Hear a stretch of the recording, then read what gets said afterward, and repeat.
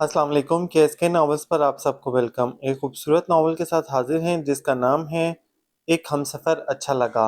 Novel की writer हैं रिफ़त नाहिद सजाद। चलें नावल की जानिब बढ़ते हैं। फिर जनाब करना खुदा का ऐसा हुआ, खूब ही बादल उमड़ कर आए, घुप अंधेरा, या इलाही सूरज नहीं निकला, रोज़े मैशर आ गया क्या? और इस पर जो बादल बरसा है, हर तरफ जलथल, बस जनाब कहाँ की हैंड कलिया, किसकी शादी, जिसके जहां सींग समाए मुंह उठाकर दौड़ पड़ा। रिबा बरकत अली ने अलगसी से कुर्सी में दराज लम्हा भर के लिए किताब बंद करके खाला भी की तरफ देखा और बड़ी महारत से कनखियों से आसमान की तरफ देखा। अभी तो बादल आसमान पर जमा होना शुरू हुए थे, जैसे हड़ताल से पहले तालिब इल्म चारों तरफ से आ आकर इकट्ठा होना शुरू होते हैं। और बादल भी हर रोज ऐसे ही होते हैं, कोई ऐसे खास भी नहीं कि इनकी शान में कसीदा कहा जाए और यादों के पिटारे खोल कर बीन बजाई जाए। लेकिन खाला भी का मसला था, इन्हें बातें करने का शौक था। गर्मी की सारी छुट्टियां रिबा अपने घर गुजार आई थी और 3 महीनों में चूंकि इन्होंने किसी से बात नहीं की थी, लिहाजा इस कमी को पूरा करने के लिए आजकल वो खूब तौलानी दास्तानें खींच रही थी। असल में खाला भी को फायदा ये भी है कि इनके ना इम्तहान आने वाले हैं, ना उलझा देने वाली असाइनमेंट पर मगज खपाना पड़ता है। फिर क्या हुआ? इनके साथ रहते रहते इसे कमाल की प्रैक्टिस हो चुकी थी। बात ना भी सुनो, बस चेहरे पर वो तासुर बनाए रखो, ध्यान से बात सुनने वाला। फिर कभी कभार मौका और मुनासबत लहजे में बात आगे बढ़ाने वाले लवाजमात, एहतियात से पेश करते रहो। हाय, नहीं नहीं, ये कैसे हो सकता है? वाकई? और ये तवील वक्तों की रियादत थी या किस्मत की मेहरबानी? बहर कैफ वो पकड़ी कभी नहीं गई। फिर क्या? फिर बिजली कड़क रही थी और कड़क भी ऐसी इलाही तौबा। आसमान फिर यहाँ से वहां तक जैसे सारा का सारा चिर गया हो। मैं दरख्त के नीचे तेरी अम्मा का हाथ पकड़े फक खड़ी, घर इतनी दूर था। ए खुदा, बारिश का जोर तोड़ दे, आखिर घर कैसे जाऊं? फिर रुबा किताब से नजर उठाकर सीधी होके बैठ रही। समस्या बड़ी गंभीर हो गई थी और इसे पता भी नहीं चला तवज्जो देने का खेल खेलते कब इसी वाक़े में वो पूरी की पूरी महव हो गई थी। क्या हुआ जो बारिश हो रही थी? आप दौड़ जाती, अम्मा का हाथ पकड़कर दौड़ी, आखिर को दौड़ी ही, लेकिन माँ तेरी इतनी सी ना भागने जोगी, ना चलने वाली, और मैं खुद भी जरा सी, मेरी उम्र भी क्या थी, और खुदा झूठ न बुलवाए तो घर से 2 कोस दूर हुआ था ये वाकया। और फिर जब बड़े होकर घर से बाहर झांका तो हैरत ज़दा रह गई। ये इस दरख्त के नीचे चूल्हा जला था, लंबे लंबे डग भरो तो 10 कदम पर घर है। जाने ये कैसे होता है? छटपन में हर चीज दूर दूर और बड़ी बड़ी लगती है। आप खुद बड़े हो जाएं तो वही चीज छोटी हो जाती है। दरअसल ये हमारा जहन ही है जो छोटा बड़ा होता रहता है। इसने दफादन किताब धाप से बंद कर दी। खाला बी को बड़ी बड़ी थ्योरियां चुटकी बजाते में बयान कर देने में कमाल ला हासिल था। इसके बाद वो चुस्त पजामा की चोंटियों में मुड़ी हुई लकड़ी जैसी टांग तख्त पर रख लेती और सुनहरी धागों से कड़े हुए गाँव तकिए से टेक लगाए लगाए खलाओं में नाबूद हो जाती। रुबा कितनी देर इंतजार करती, जब अगला कोई बयान जारी ना होता तो पता चलता पढ़ाई में अब अपना दिल भी नहीं लग रहा। बारिश के मोटे मोटे कतरे बरामदे के सामने घोड़े के सिम की शक्ल में बने घास के तवील मैदान में बरसना और गुम होना शुरू हो गए। पिछली बरसातों में घास बढ़कर घुटने घुटने हो गई थी। देखभाल करने वाला कोई था नहीं। कभी पास पड़ोस का माली घास के लालच में मशीन चलाकर चारा मवेशियों के लिए बेच देता तो शक्ल निकल आती। अब तो सामने का लान खाला बी के माजी के खंडरात ही थे सिर्फ, और दिन रात खाला बी के साथ रहकर इसे भी खाला बी के माजी से मोहब्बत हो गई थी। 40-42 बरस कबल होने वाली किसी बारिश में नाना अब्बा के इस घर में खूब ही गुल मचता होगा। खाला बी के 10 के 10 बहन भाई बारिश में भीग कर गीले बदन से पानी टपकाते अपनी अम्मा से छोटी बहन या किसी बड़े भाई की चिल्ला चिल्ला कर शिकायतें लगाते होंगे, तो इनकी अम्मा को किस कदर गुस्सा चढ़ता होगा। वो बांध के मुड़े पर बैठी धमका धमका कर बेदम होती होंगी। सारा बरामदा कीचड़ भरे जूतों के निशानात से और गीले कपड़ों से टपकते पानी से नक्शे बनाता होगा। ये वक्त भी बड़ी अजीब चीज है, इसने अफसोस से सोचा। वो दिन जो आज आपने गुजारा है किसी और के नसीब में चला जाता है। आप सिर्फ लोगों के जहन में बाकी रह जाते हैं। खाला भी उदास हो गई थी। इनके झुर्रियों भरे बूढ़े चेहरे के सामने बेशुमार मनाजिर गुजर रहे थे। काश वो भी इन मनाजिर को देख सकती। हालांकि वो देख सकती तो देख लेती। वो जो कुछ सोच रही थी वो भी इससे कुछ मुख्तलिफ तस्वर नहीं कर रही थी। चाय बनाऊं खाला भी? इसे खाला भी के उदास चेहरे से घबराहट होने लगती थी। और पकोड़े भी? आप बैठिए, मैं अभी बनाकर लाई। इनका धीरे धीरे बुझता चेहरा एक लख दमक उठा। वो वाकई दुनिया खत्म नहीं हुई थी। दो चार मोहब्बतें छिन जाने से क्या फर्क पड़ता है? उन्होंने खुश होकर अंदर की तरफ जाती रूबा की तरफ देखा। इन्हें तो आदत थी हवा में दुआएं देते रहने की, जिसको भी लग जाए। और ये तो अजीज जान भांजी थी जिसके साथ रहकर इन दोनों के माबैन कुछ नया ही ताल्लुक कल्बी पैदा हुआ था। एक दूसरे का ख्याल रखना, मसलों को समझना, मोहब्बत करना, बल्कि जरूरत पड़ने पर जान भी निछावर कर देना। और बचे कुचे घर का ये टुकड़ा भी तो था جس میں وہ دونوں دن رات ایک دوسرے سے الجھنے پر آمادہ رہتی تھیں۔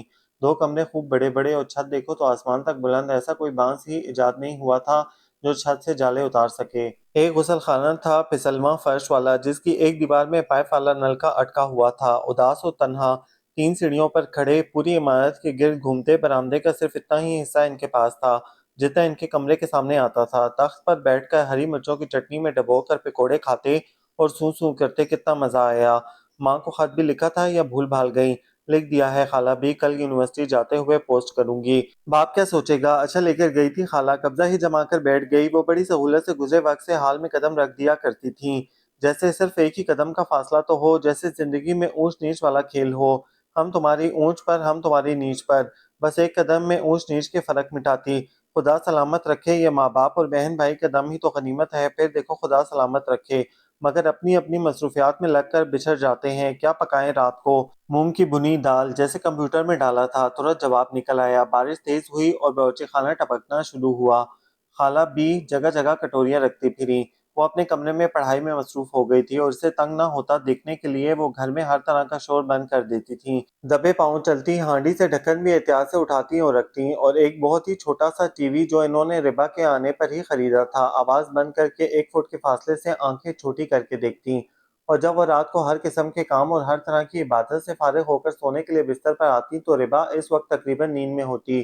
اندھیرا کمرہ جس میں لان والے بلب کی بچی کچی کرن اندر آ کر راستہ بناتی۔ اپنے بستر پر خاموش لیٹی وہ تسبیح کے دانے ایک کے بعد ایک تواتر اور تسلسل سے گرائے جاتی۔ درمیانے وقفے کی یکسانیت سے ٹک ٹک کرتا دانا اسے نیند لانے میں بڑا معاون ثابت ہوتا۔ بس ان دونوں کی کل جاگیر اس کمرے کے بعد ختم ہو جاتی تھی۔ خالہ بھی کے بستر کے بعد ہی وہ دروازہ تھا جس کے سامنے لوہے کی الماری کھڑی کر کے اجنبیت طاری کر لی گئی تھی۔ حالانکہ خالہ بھی کا دل الماری کے اس پار حصے میں اٹکا ہی رہتا۔ جانے کیا ہوا تھا ان کے 10 کے 10 بہن بھائیوں کو، جنہوں نے اپنے باپ کے اس قدیم گھر کو بیچ کر نئی آباد ہوتی بستیوں میں اپنی دنیا بسا لی تھی۔ کسی نے ڈیفینس میں گھر لے لیا، کوئی اسلام آباد چلا گیا، کسی نے بچے کو امریکہ بھیجنا تھا اور کسی کو یوں ہی یہ بدشکل سا چمگادڑوں کے بسیرے والا گھر رہنے کو پسند نہیں آیا۔ ایک لے دے کے خالہ بھی بچی تھیں۔ ان کے حصے میں جو ٹکڑا آیا اس میں انہوں نے تنہا اکیلی لیکن آباد ماضی کے ساتھ زندہ رہنا پسند کیا۔ حالانکہ اس طرح ایک ٹکڑا چھوڑ کر بیچنے سے گھر کی قیمت بہت گری بھی، لیکن غالباً زندگی کا یہ پہلا مسئلہ تھا جس پر انہوں نے ضد کی اور اپنا حصہ نہ بیچنے پر اڑ گئیں۔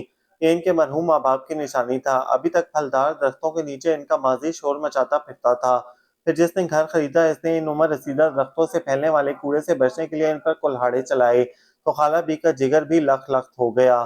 ربا ایم اے کرنے آئی تو اس کے پاس چوائس تھی، خالہ بھی بڑے ماموں یا اپنی پھپھوں میں سے کسی کے گھر رہ لے۔ ابتداً تو اس نے کیمپس سے نزدیک ہونے کی وجہ سے خالہ بی کا گھر چنا تھا، پھر خالہ بی کے ساتھ اس کا اس قدر دل لگا کہ کہیں اور جا کر رہنے کا سوال ہی پیدا نہیں ہوا۔ وہ اس قدر زندہ، توانا اور خوش مزاج تھی کہ لگتا تھا آپ اکیلے انسان کے ساتھ نہیں ہجوم میں رہ رہے ہیں۔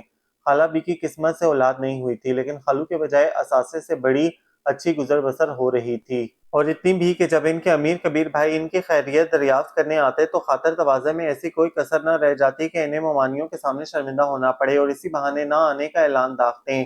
پتہ نہیں وہ کیسے لوگ تھے جنہوں نے یہ گھر خریدا تھا۔ دن بھر گھر میں سناٹا طاری رہتا، رات میں کسی وقت بتیاں جلنی شروع ہوتی، الماری والے دروازے کے راستے بہت اداس اداس گانوں کی پرانی دھنیں سنائی دیتی۔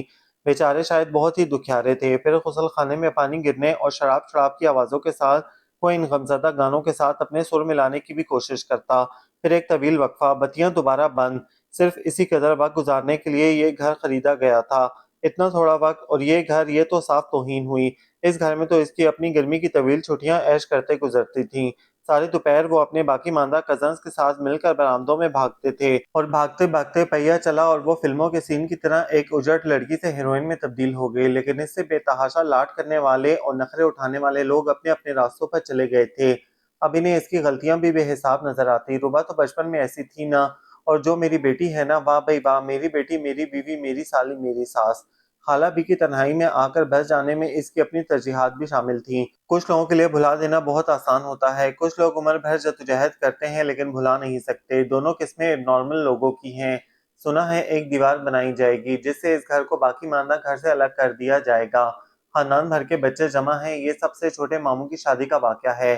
گھر بھر میں ادھم مچا ہے، ممانیاں خالائیں کاموں میں جٹی ہیں، اور نانی اماں کے پرسکون سفید براق چہرے پر ایک ملکوتی سکون ہے۔ جو صبح روح افزا کی بوتل آئی تھی وہ دوپہر سے پہلے ختم ہو گئی تھی۔ نانی اماں خوشی بھری حیرت کا اظہار کر رہی ہیں۔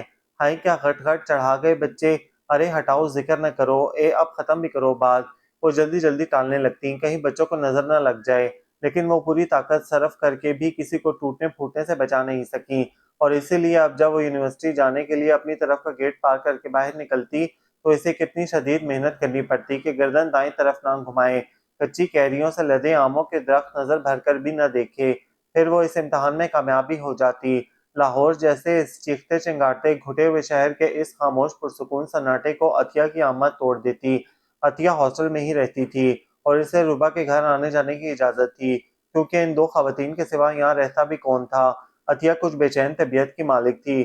ہر جمعرات جب وہ روبا کے ساتھ ہی چھٹی گزارنے اپنا بیگ اٹھائے داخل ہوتی تو خالہ بھی جیسے کھل اٹھتی۔ آتے ہی کچھ ایسا شور مچتا کہ بے جان گھر میں زندگی کے آثار پیدا ہو جاتے۔ سارے ہفتے کی لانڈری پھٹا ادھڑا اور سارے کیے ہوئے کام نپٹا کر بھی اس کے پاس وافر وقت ہوتا، باقی ماندہ وقت حلیم کی دیگ پکانے، اچار کے مرتبان ڈالنے اور محلے میں تقسیم کرنے میں صرف ہوتا۔ اسے آئیڈیاز بھی بڑے بڑے عجیب آتے تھے۔ یار تمہارا یہ گھر رومانس کرنے کے لیے کس قدر مناسب ہے، ستون ہے ان کے گرد لپٹی عشق پیچا کی بیلیں۔ وہ بیلیں تو تھیں لیکن پتہ نہیں کس کی تھیں۔ لگتا ہے ابھی آپ اپنا گائیں گے، ابھی ادھر سے جواب آئے گا، مگر کس قدر بور ہو تم بھی۔ پھر اسے خیال آتا آؤ گاجریں توڑ کر لائیں، ارے واہ کیسا پرایا گھر، ابھی کل ہی تو پرایا ہوا ہے، اچھا بھلا اپنا تھا، اور خدا گواہ ہے ایک کیاری تو میں نے خود بنائی تھی، اس پر تو پورا حق ہے ہمارا، اور ان کے گھر ہوتا کون ہے اس بھری دوپہر میں، آؤ نا۔ لیکن اسے اس گھر میں جانا بہت عجیب لگتا تھا۔ جمع جمایا گھر اکھیڑ اکھیڑ کر بیچا جانے لگا تھا، تو ہر وقت لوگ گھر میں اس طرح پھرتے جیسے گھر نہ ہو مارکیٹ ہو۔ پھر اونے پونے داموں لوگ چیزیں اٹھا کر روانہ ہونے لگے۔ نانا کا وہ پلنگ جس پر انہوں نے آخری سانس لیا تھا، وہ مصری جو نانی اماں کے جہیز میں آئی تھی، اور سنگھار میز صوفے کرسیاں، حتیٰ کہ گھر اتنا خالی ہو گیا کہ آوازوں کی گونج سنائی دینے لگی۔ وہ اپنی آواز کی گونج دیر تک سنتی رہی تھی، پھر ہمیشہ کے لیے نکل آئی۔ کس بے دردی سے وہ گاجریں اکھیڑ کر لاتی تھی کہ سارے بیک یارڈ میں مٹی ہی مٹی بھر جاتی۔ پھر خالہ بی سے فرمائش کر کے گاجر کی بھجیا پکتی۔ خالہ بی بیچاری سیدھی سادی، ارے بیٹا یہ ریڑھی والا بھی عجیب بھلکڑ ہے، تم سے بھی کتنی مرتبہ کہا ہے جب سبزی خریدو ہرا دھنیا ضرور لیا کرو۔ اوہ خالہ بی کس قدر چٹپٹی بنی ہے، آپ تھوڑی سی ساتھ کے ساتھ گھر میں کیوں نہیں بھجوا دیتی؟ ارے ہاں جو بچ رہا وہ بڑی بہو کے باپ کو بنائیں گے، کوئی اچھی چیز تو بھیج دیں گے۔ پھر وہ دیدہ دلیری سے جب چاہتی اور جو چاہتی توڑ لاتی، اور آج تک جائے واردات پر پکڑی نہیں گئی۔ اور ربا نے جو زندگی میں پہلی اور بعد ازاں آخری بھی ثابت ہوئی تھی، چوری کی اور دھر لی گئی۔ نانا نے کہیں سے منگوا کر کاغذی لیموؤں کا درخت لگوایا تھا، سارا دن پھولوں کی خوشبو کے جھونکے اڑتے اڑتے آتے اور اس کا قرار لوٹتے پھرتے۔ پھل کے موسم میں اس قدر لیمو آتا کہ وہ لد کر جھک جاتا۔ اس سال اس نے درخت کا جائزہ نہیں لیا تھا، نہ پھول اس کے سامنے آئے نہ پھل، اسی لیے گلے کی خرابی سے بھی بچی رہی۔ یوں ہی اس کے دل میں سمائی ایک طویل نہ ختم ہونے والی دوپہر کسی ایڈونچر کی نظر کر دی جائے۔ ویسے بھی رات سے پہلے کبھی کوئی گھر میں آتا بھی نہیں تھا۔ جمعدارنی صبح صبح جھاڑو دے کے چابی مقررہ جگہ لٹکا کر چلی جاتی تھی۔ چکر کھاتے برآمدے کا آخری سرا بیک یارڈ میں کھلتا تھا، جہاں خالہ بی نے بڑی تہذیب سے خاردار تاروں کی باڑ کے اندر سبزی منڈی اگائی ہوئی تھی۔ وہیں ایک کونے میں لیموؤں کا جھاڑ زرد لیموؤں سے بھرا اور جھکا کھڑا تھا، ساتھ ہی کریلے کی بیل تھی، بھنڈی کے کانٹوں دار بدشکل پتوں والے پودے اور آدھی زمین پر پھیلی کدو کی بیل۔ کدو کی افزائش دیکھ کر اسے ہنسی آ گئی۔ خالہ بی کی اس سبزی کی افزائش کے سارا خاندان خلاف تھا، اسے پھلنے پھولنے سے بچانے کے لیے ہر آیا گیا جتن کرتا، کیونکہ اسی آئے گئے کے آگے وہی کدو کا ڈھیر لگتا رہتا، کدو کا بھرتا، کدو گوشت، کدو کا رائتا، کدو کا سالن، حتیٰ کہ کدو کا حلوہ۔ اسی لیمو توڑ توڑ کر دوپٹے میں بھرتے مہمانوں کی جھنجھلاہٹ اور خالہ بی کی کدو کے حق میں جدید طبی تحقیقات نے بے ساختہ بہت کچھ یاد کروا دیا۔ سب کچھ کس طرح زندہ ہو کر سامنے آ گیا تھا۔ وہ تنہا کھڑی زور زور سے ہنس رہی تھی کہ اسی اینگل پر ساکت ہو کر جم سے گئی۔ پتہ نہیں وہ کون تھا، اگر یہاں پہلے سے موجود تھا تو اس نے آتے ہوئے کیوں نہیں دیکھا، اور اگر بعد میں بھی آیا تو اسے پتہ کیوں نہیں چلا۔ وہ پاڑے کے دوسرے سرے پر کھلنے والی شکستہ سی لکڑی کے واحد دروازے پر کھڑا تھا۔ یہ راستہ فارم ہاؤس میں داخل ہونے کے لیے استعمال ہوتا تھا۔ اب دوڑ لگانا بدتمیزی تو خیر تھا ہی، ناممکن بھی تھا، کیونکہ باڑ پھلانگنا مذاق نہیں تھا، اور باہر نکلنے والے راستے پر وہ دونوں ہاتھ سینے پر باندھے سکون سے کھڑا تھا۔ اسے پہلی مرتبہ خالہ بی کی نااقبت اندیشی پر غصہ آیا۔ بھلا کیا ضرورت تھی خاردار تاروں کی باڑ لگوانے کی؟ گھر میں کون سے گیدڑ اور سور کھیتی برباد کرتے پھرتے ہیں، کہاں سے مارے چھلانگ وہ؟ اور اسے اکیلے کھڑے زور زور سے ہنستے دیکھ کر وہ اسے پاگل کے سوا سمجھا بھی کیا ہوگا۔ اگر یہ وہی اداس گانے گانے والے صاحب ہیں تو ان کا اطمینان قابل دید ہے۔ اپنے گھر میں نقب لگا کر داخل ہونے والوں کے بارے میں عموماً کوئی اچھی رائے نہیں رکھی جاتی، لیکن اس کے چہرے سے کسی قسم کی رائے کا کوئی اظہار نہیں ہو رہا تھا۔ وہ نہ لیموں کے درختوں کی طرف متوجہ تھا، نہ دوپٹے میں بھرے بے شمار لیموؤں کی طرف۔ یوں ہی دائیں طرف کو رخ کیے وہ جیسے گہری سوچ میں تھا۔ اب پتہ نہیں صاحب شاعر ہیں اور کسی خیال کی تلاش میں بھٹکتے بھٹکتے، لیکن پھر ہوا یوں کہ اس نے بے پرواہی کا سابقہ انداز ترک کر کے دھیمے دھیمے لیموؤں کے اس درخت کی طرف بڑھنا شروع کر دیا جس کے نزدیک وہ جب سے پتھر کے مجسمے کی طرح رک کر کھڑی ہوئی تھی۔ خوف خالہ بھی تو لحاظ نہیں کریں گی، جان سے مار دیں گی۔ خوف سے دھک دھک کرتا اس کا دل عین حلق میں آ کر رک گیا۔ وہ براہ راست اس کی طرف دیکھ رہا تھا اور وہ ممکنہ تمام سوالات کے جوابات تیزی سے تیار کر رہی تھی۔ کون ہو تم؟ میرے گھر میں چوری چوری کیسے داخل ہوئی ہو؟ کہاں ہے تمہارا گھر؟ آج مجھے پتہ چلا میری سبزیاں کون چراتا ہے، نظام الدین یا پھر جو بھی اس کے نوکر کا نام ہوگا وہ۔ بند کر دو اس بی بی کو پچھلی کوٹری میں۔ بہت محنت کی ہے آپ لوگوں نے اس گھر پر اور شاید آپ کو اس سے محبت بھی بہت ہے، لیکن اگر میں اس میں اپنی ضرورت کے مطابق تھوڑا سا رد و بدل کر لوں تو آپ کو برا تو نہیں لگے گا؟ وہ چلتا ہوا اس کے نزدیک آ کر تھم گیا تھا۔ وہ دھنگ سی ہو کر آنکھیں چرانے لگیں۔ ہر واقعہ قصہ کہانی نہیں ہوتا، ظاہر ہے جب وہ یہاں ہے تو اسے پتہ ہونا چاہیے کہ وہ دونوں سروں پر کھڑے لوگ کون ہو سکتے ہیں۔ اسے اس کے یہاں ہونے پر حیرت بھی نہیں ہوئی، لیکن اسے اپنے سوال کا جواب ہر حال میں چاہیے تھا۔ جتنی دیر وہ اس پر نظر جمائے کھڑا رہا اتنی ہی دیر اسے اپنی گھبراہٹ پر قابو پانے میں لگی تھی۔ آپ کی مرضی اس کے حلق سے بمشکل پھسلا تھا۔ حالانکہ اس گھر میں رد و بدل کرنے والے کے سلسلے میں اس کی اور خالہ بی کی رائے آپس میں مختلف نہیں تھی۔ خالہ بی نے مجھے بتایا تھا کہ آپ ان کے ساتھ رہتی ہیں۔ میں جب یہاں شفٹ ہوا تو آپ شاید گھر گئی ہوئی تھیں۔ آپ اندر آئیے نا۔ اس نے دیر سے روکے ہوئے راستے کو دفعتاً ٹھٹک کر خالی کر دیا۔ نہیں تھینک یو، اس نے مختصر بات کی تھی، پھر کسی دن صحیح۔ ہاں یہ ضرور ہوا کہ اپنی پیشانی پر پھیلے پسینے کو سمیٹنے کی اس دوران ہمت بھی جمع ہو گئی۔ اس نے باہر نکلنے کے ارادے سے قدم اٹھائے ہی تھے کہ وہ بھی اس کے ساتھ ساتھ چل پڑا۔ آپ غالباً میرے یہاں ہونے کی توقع نہیں کر رہی تھیں اور میں نے شاید آپ کو خوفزدہ کر دیا ہے۔ میں عموماً اس وقت ہوتا نہیں ہوں، میری طبیعت خراب تھی۔ یخنی بناتے ہوئے کچن کی کھڑکی سے میں نے آپ کو دیکھا اور آپ کو ڈرا دیا، سوری۔ پتہ نہیں وہ کس قسم کی معذرت کر رہا تھا کہ ہنس بھی رہا تھا۔ البتہ اس نے محسوس کیا اس کے لہجے میں کوئی بات تھی ضرور، مختلف سی، بالکل علیحدہ۔ شائستگی، نرمی یا دھیما پن، بہر کیف کچھ تھا۔ اس کی شرمندگی غائب ہو گئی۔ آئی ایم سوری، غلطی تو میری ہے، مجھے آپ کے گھر پوچھ کر آنا چاہیے تھا۔ اس نے کنکھیوں سے اپنے حصے کی طرف دیکھا۔ کس فراخ دلی سے وہ معافی مانگ رہی ہے، حالانکہ ابھی تو اصلی والی معافی مانگنی پڑے گی ہر حال میں۔ اوکے جی، تھینک یو۔ اس نے تھوڑا سا وقفہ دے کر سر اٹھایا۔ وہ سبزی والے قطعے سے باہر نکلتے ذرا سا فاصلہ دے کر ساتھ ہی چل رہا تھا۔ اتنے قریب سے سر اٹھا کر اس کی طرف دیکھنے پر اسے پہلی مرتبہ اندازہ ہوا کہ شاید وہ بیمار بھی تھا۔ اس کی آنکھیں بوجھل تھیں اور چہرہ مسلسل چھینکتے رہنے سے لال ہو رہا تھا۔ وہ اسے رخصت کرنے کے لیے اپنے حصے کے آخری سرے تک آیا اور مزید کوئی قدم اٹھائے بغیر رک گیا۔ ربا کو بڑا عجیب لگا۔ وہ چوری کرنے آئی تھی اور اب ڈٹائی سے منہ پھیر کر جا رہی تھی۔ آپ آئیے، خالہ بی سے نہیں ملیں گے؟ جیسا کہ ابھی آپ نے فرمایا، نو تھینک یو، پھر کسی دن صحیح۔ وہ خف سے ہنس دی۔ نہیں، میرا مطلب تھا آپ کی طبیعت خراب ہے اور آپ کو کھانا بنانا پڑ رہا ہے۔ ہمارے ہاں تو پکا ہوا ہی ہے، بلکہ جب تک آپ کے بیوی بچے نہیں آتے آپ کھانا ہماری طرف ہی کھائیں نا۔ وہ واپس ہی جا رہا تھا۔ اس قدر بے تحاشا خاطر مدارت نے اسے ٹھٹکا دیا۔ اس نے پلٹ کر غور سے اس کی طرف دیکھا۔ اس کی آنکھیں علاوہ نزلے کے پانی کی ہلکی سی شرارت سے چمک رہی تھیں۔ وعدہ، جب تک میرے بیوی بچے نہ آ جائیں مجھے امید ہے آپ کا شمار وعدہ کر کے مکرنے والے لوگوں میں نہیں ہوتا ہوگا۔ میں ضرور آؤں گا۔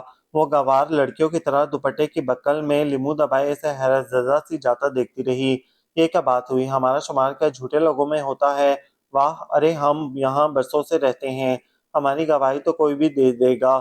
ابھی تک خف سے اس کا رنگ لال سرخ ہو رہا تھا۔ اس نے جھانک کر دیکھا، خالہ بھی سوئی دھاگے کے ڈبے میں رنگ برنگی دھاگوں کا اپنا پسندیدہ مشغلہ جاری رکھے ہوئے تھی۔ اس کے دوپٹہ کھول کر سارے لیموں ان کے سامنے ڈھیر کر دیے۔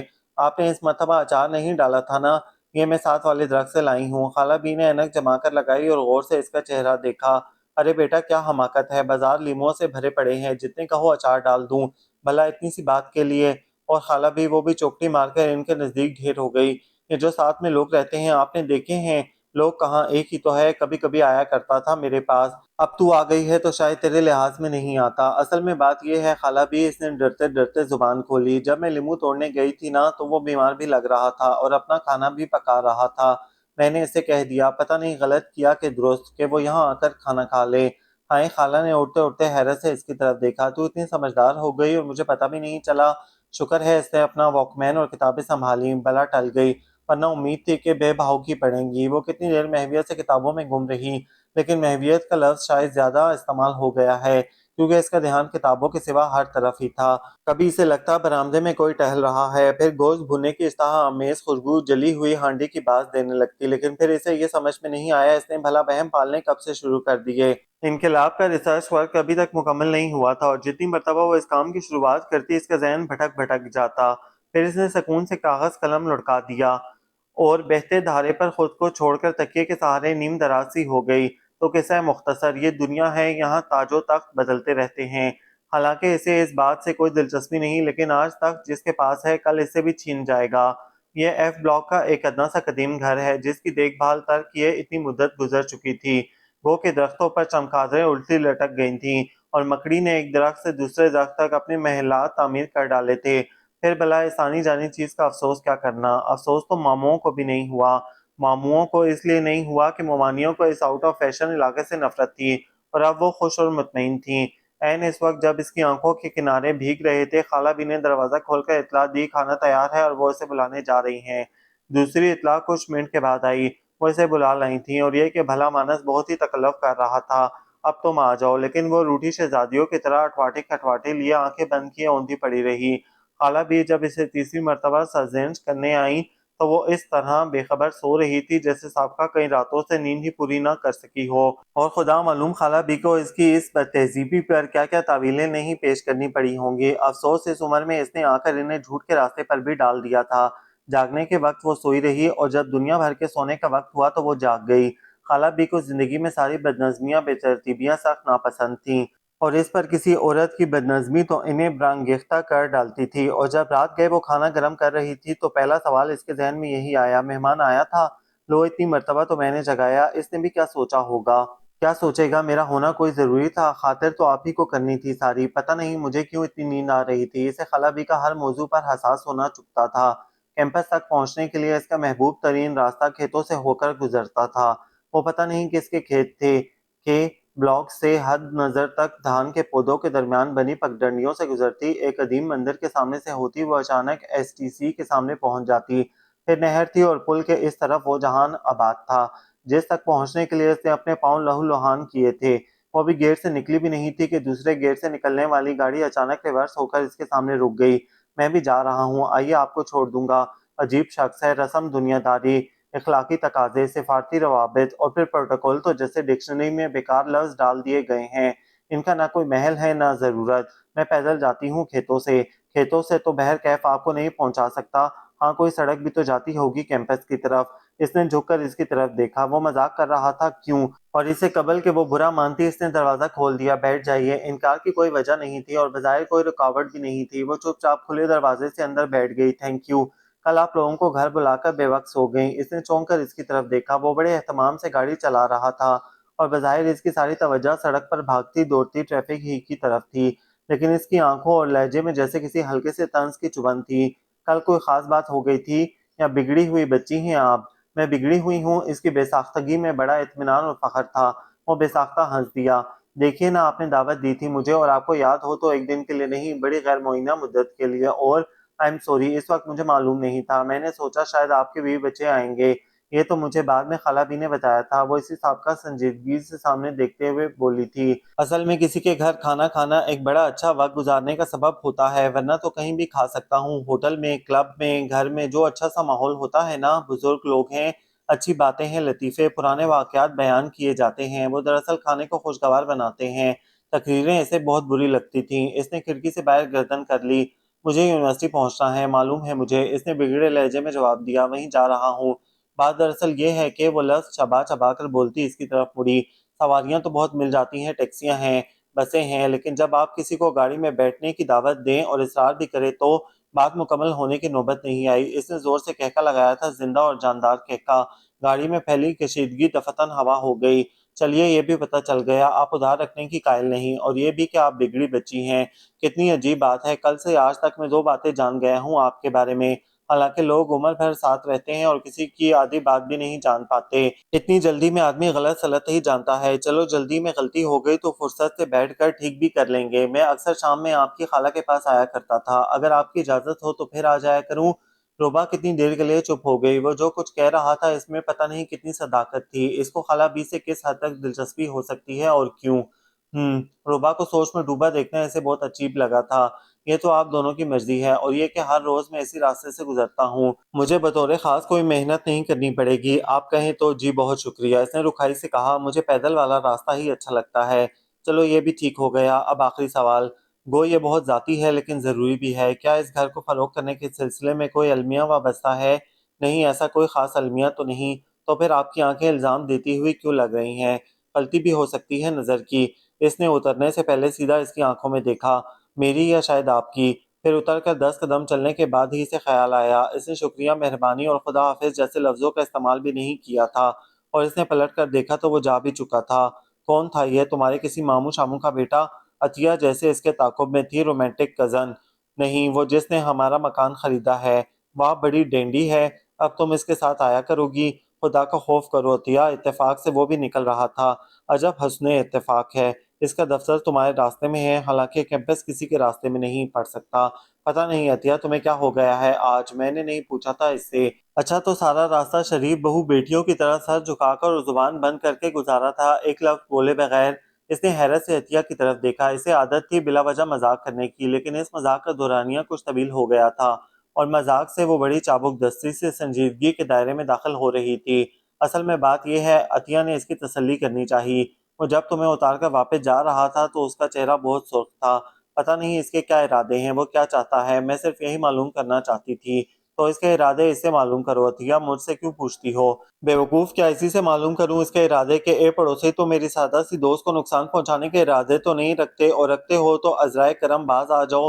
وہ ایک دم بہت سنجیدہ ہو گئی۔ یہ بڑی کٹھن راہ ہے ربا، خاص طور پر تمہارے لیے۔ تمہیں تو یہی سوٹ کرے گا کہ اپنے کسی کزن وزن کا ہاتھ تھامو اور بچھڑی چیزوں کا ماتم بند کر دو۔ پھر اس رات اس پر زندگی کا کس قدر خوفناک انکشاف ہوا کہ بچھڑے ہوئے لوگوں سے زیادہ وہ لوگ خوفزدہ کرتے ہیں جو موجود ہیں، اور ایک دم بچھڑ جانے کے خیال سے ڈرانے لگتے ہیں۔ کتنے اہتمام سے خالہ بھی اس کے لیے سندری لون لائیں تھیں، اور بیٹھی بخیا بخیا اس کا کرتا سی رہی تھیں۔ حالانکہ نہ یہ رنگ اسے پسند تھا، نہ ہاتھ کے کرتے کی مشقت اسے اچھی لگی تھی، پھر بھی آن ڈیوٹی اسے ہر 2 منٹ کے بعد سوئی میں دھاگا ڈال کر اور ریل لپیٹ کر ڈبے میں واپس رکھنی پڑ رہی تھی۔ کچھ بھی نہیں ہوا، اور بے سبب ہی خالہ کا سر لڑکا اور وہ گاؤں تکیے سے ڈھلک کر نیچے کو آ رہی۔ ایک لمحے کے لیے تو ربا سمجھ ہی نہیں سکی یہ ہوا کیا تھا۔ بے تحاشا گھبرا جانے کے باوجود اس نے ہاتھ پاؤں نہیں چھوڑے، انہیں سیدھا لٹا کر دل کی مالش کی، پانی کے چھینٹے ڈالے، اور پھر جیسے بجلی کی طرح کسی خیال کے آتے ہی وہ ننگے پاؤں دوڑی تھی۔ نہ راستے اجنبی تھے، نہ فاصلہ زیادہ، لیکن اسے لگا وہ ساری عمر سے بھاگ رہی ہے۔ گیلری کے دوسرے رخ اسی ہاتھ پر وہ واحد کمرہ تھا جس میں اس وقت بجلی جل رہی تھی۔ ہچکچانے، تکلف کرنے اور سوچنے کا اس کے پاس وقت بھی نہیں تھا۔ اس نے دھار سے دروازے کا چوپٹ پٹ کھولا۔ وہ اس کے سامنے ہی بستر پر لیٹا تھا، سینے تک چادر تانے، بستر پر نیم دراز۔ اس نے سر اٹھا کر گرتی پڑتی لڑکی کو کمرے میں آتے دیکھا۔ لیمپ کی روشنی کا نیز دائرہ اسے حالے میں لیے تھا، اور اس کو علم بھی نہ تھا وہ کس قدر تھر تھر کانپ رہی ہے۔ اس نے بستر سے اتر کر پاؤں میں چپل ڈالے، ابھی تک وہ صرف صورتحال سمجھنے کی کوشش ہی کر رہا تھا۔ حیرت سے آنکھیں کھولے۔ کیا ہوا ربا؟ بلا شبہ اس کے لہجے میں کچھ تھا، اس کو پھر یہی محسوس ہوا تھا، اور جب وہ سہارے کے لیے دیوار سے کمر ٹکائے ربا تک پہنچا تو اس نے دیکھا اس کی آنکھیں آنسوؤں سے تر بتر تھیں، اور شاید وہ حواس بھی کھو دینے کے قریب تھی۔ کیا ہوا ہے ربا؟ اب کی مرتبہ اس نے اسے زور سے جھنجھوڑا بھی تھا۔ خالہ بھی شاید فوت ہو گئیں۔ پھر ربا کو لگا اس کی آنکھیں بند ہو رہی ہیں، اسے نیند آ رہی ہے، اور شاید وہ کھڑے کھڑے سو جائے گی، لیکن سونے سے پہلے کسی نے احتیاط سے اسے بستر پر لٹا دیا۔ بہرکیف اسے اپنے آپ کو سنبھالنا ہے۔ سوئے ہوئے دماغ اور بند ہوتی آنکھوں سے اس نے خود کو تنبیہ کی۔ اسے فوری طور پر خالہ بی کے پاس ہونا چاہیے، ابھی اسی وقت۔ شاید اس میں اتنا وقت لگا تھا کہ وہ باہر آئی تو اس نے گاڑی نکال لی تھی۔ خالہ بھی پچھلی سیٹ پر تکیوں کے سہارے گری ہوئی سی تھیں۔ اور اب کیا ہونے والا ہے؟ اس نے وہیں برآمدے کی سیڑھیوں پر کھڑے کھڑے وحشت سے پوچھا۔ خالہ بھی ٹھیک ہے ربا، دوڑ کر جاؤ اور جوتا پہن کر آؤ۔ اوہ، اس نے خجالت سے اپنے پیروں کی طرف دیکھا، وہ تو آگاہ بھی نہیں تھی، اتنی خود فراموشی، حالانکہ وہ بزدل نہیں تھی، پھر بھی کیوں؟ گاڑی سٹارٹ تھی اور رینگنے کے لیے صرف اسی بات کی منتظر تھی کہ وہ جوتے پہن لے اور آ کر بیٹھ جائے۔ ربا نے بیٹھتے ہی بے اعتباری سے گاڑی چلانے والے کی طرف دیکھا تھا۔ خالہ ٹھیک ہیں؟ اس نے بغیر ربا کی طرف گردن گھمائے اس کے اندیشوں کا ازالہ کیا تھا۔ آپ خود دیکھ لیں اور فکر مت کریں۔ فکر پر اس کا اختیار نہیں تھا، اور پلٹ کر دیکھنے کی ہمت ختم ہو چکی تھی۔ اگر وہ کہتا ہے تو ٹھیک ہی ہوگا۔ ہم کہاں جا رہے ہیں؟ اس نے بہت دور آ کر پوچھا تھا۔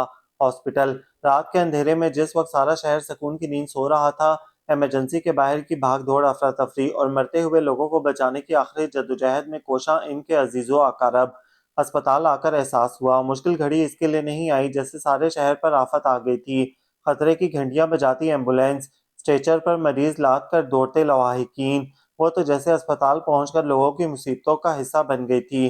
جب وہ پتھر کی بنی ربا تک پہنچا تو خالہ بی کو داخل کر لیا گیا تھا، ان کو ڈرپ چڑھا دی گئی تھی۔ خطرے کی حد تک گرا ہوا بلڈ پریشر تشخیص ہوا تھا اور مانگنے کے لیے صرف دعائیں ہی رہ گئی تھیں۔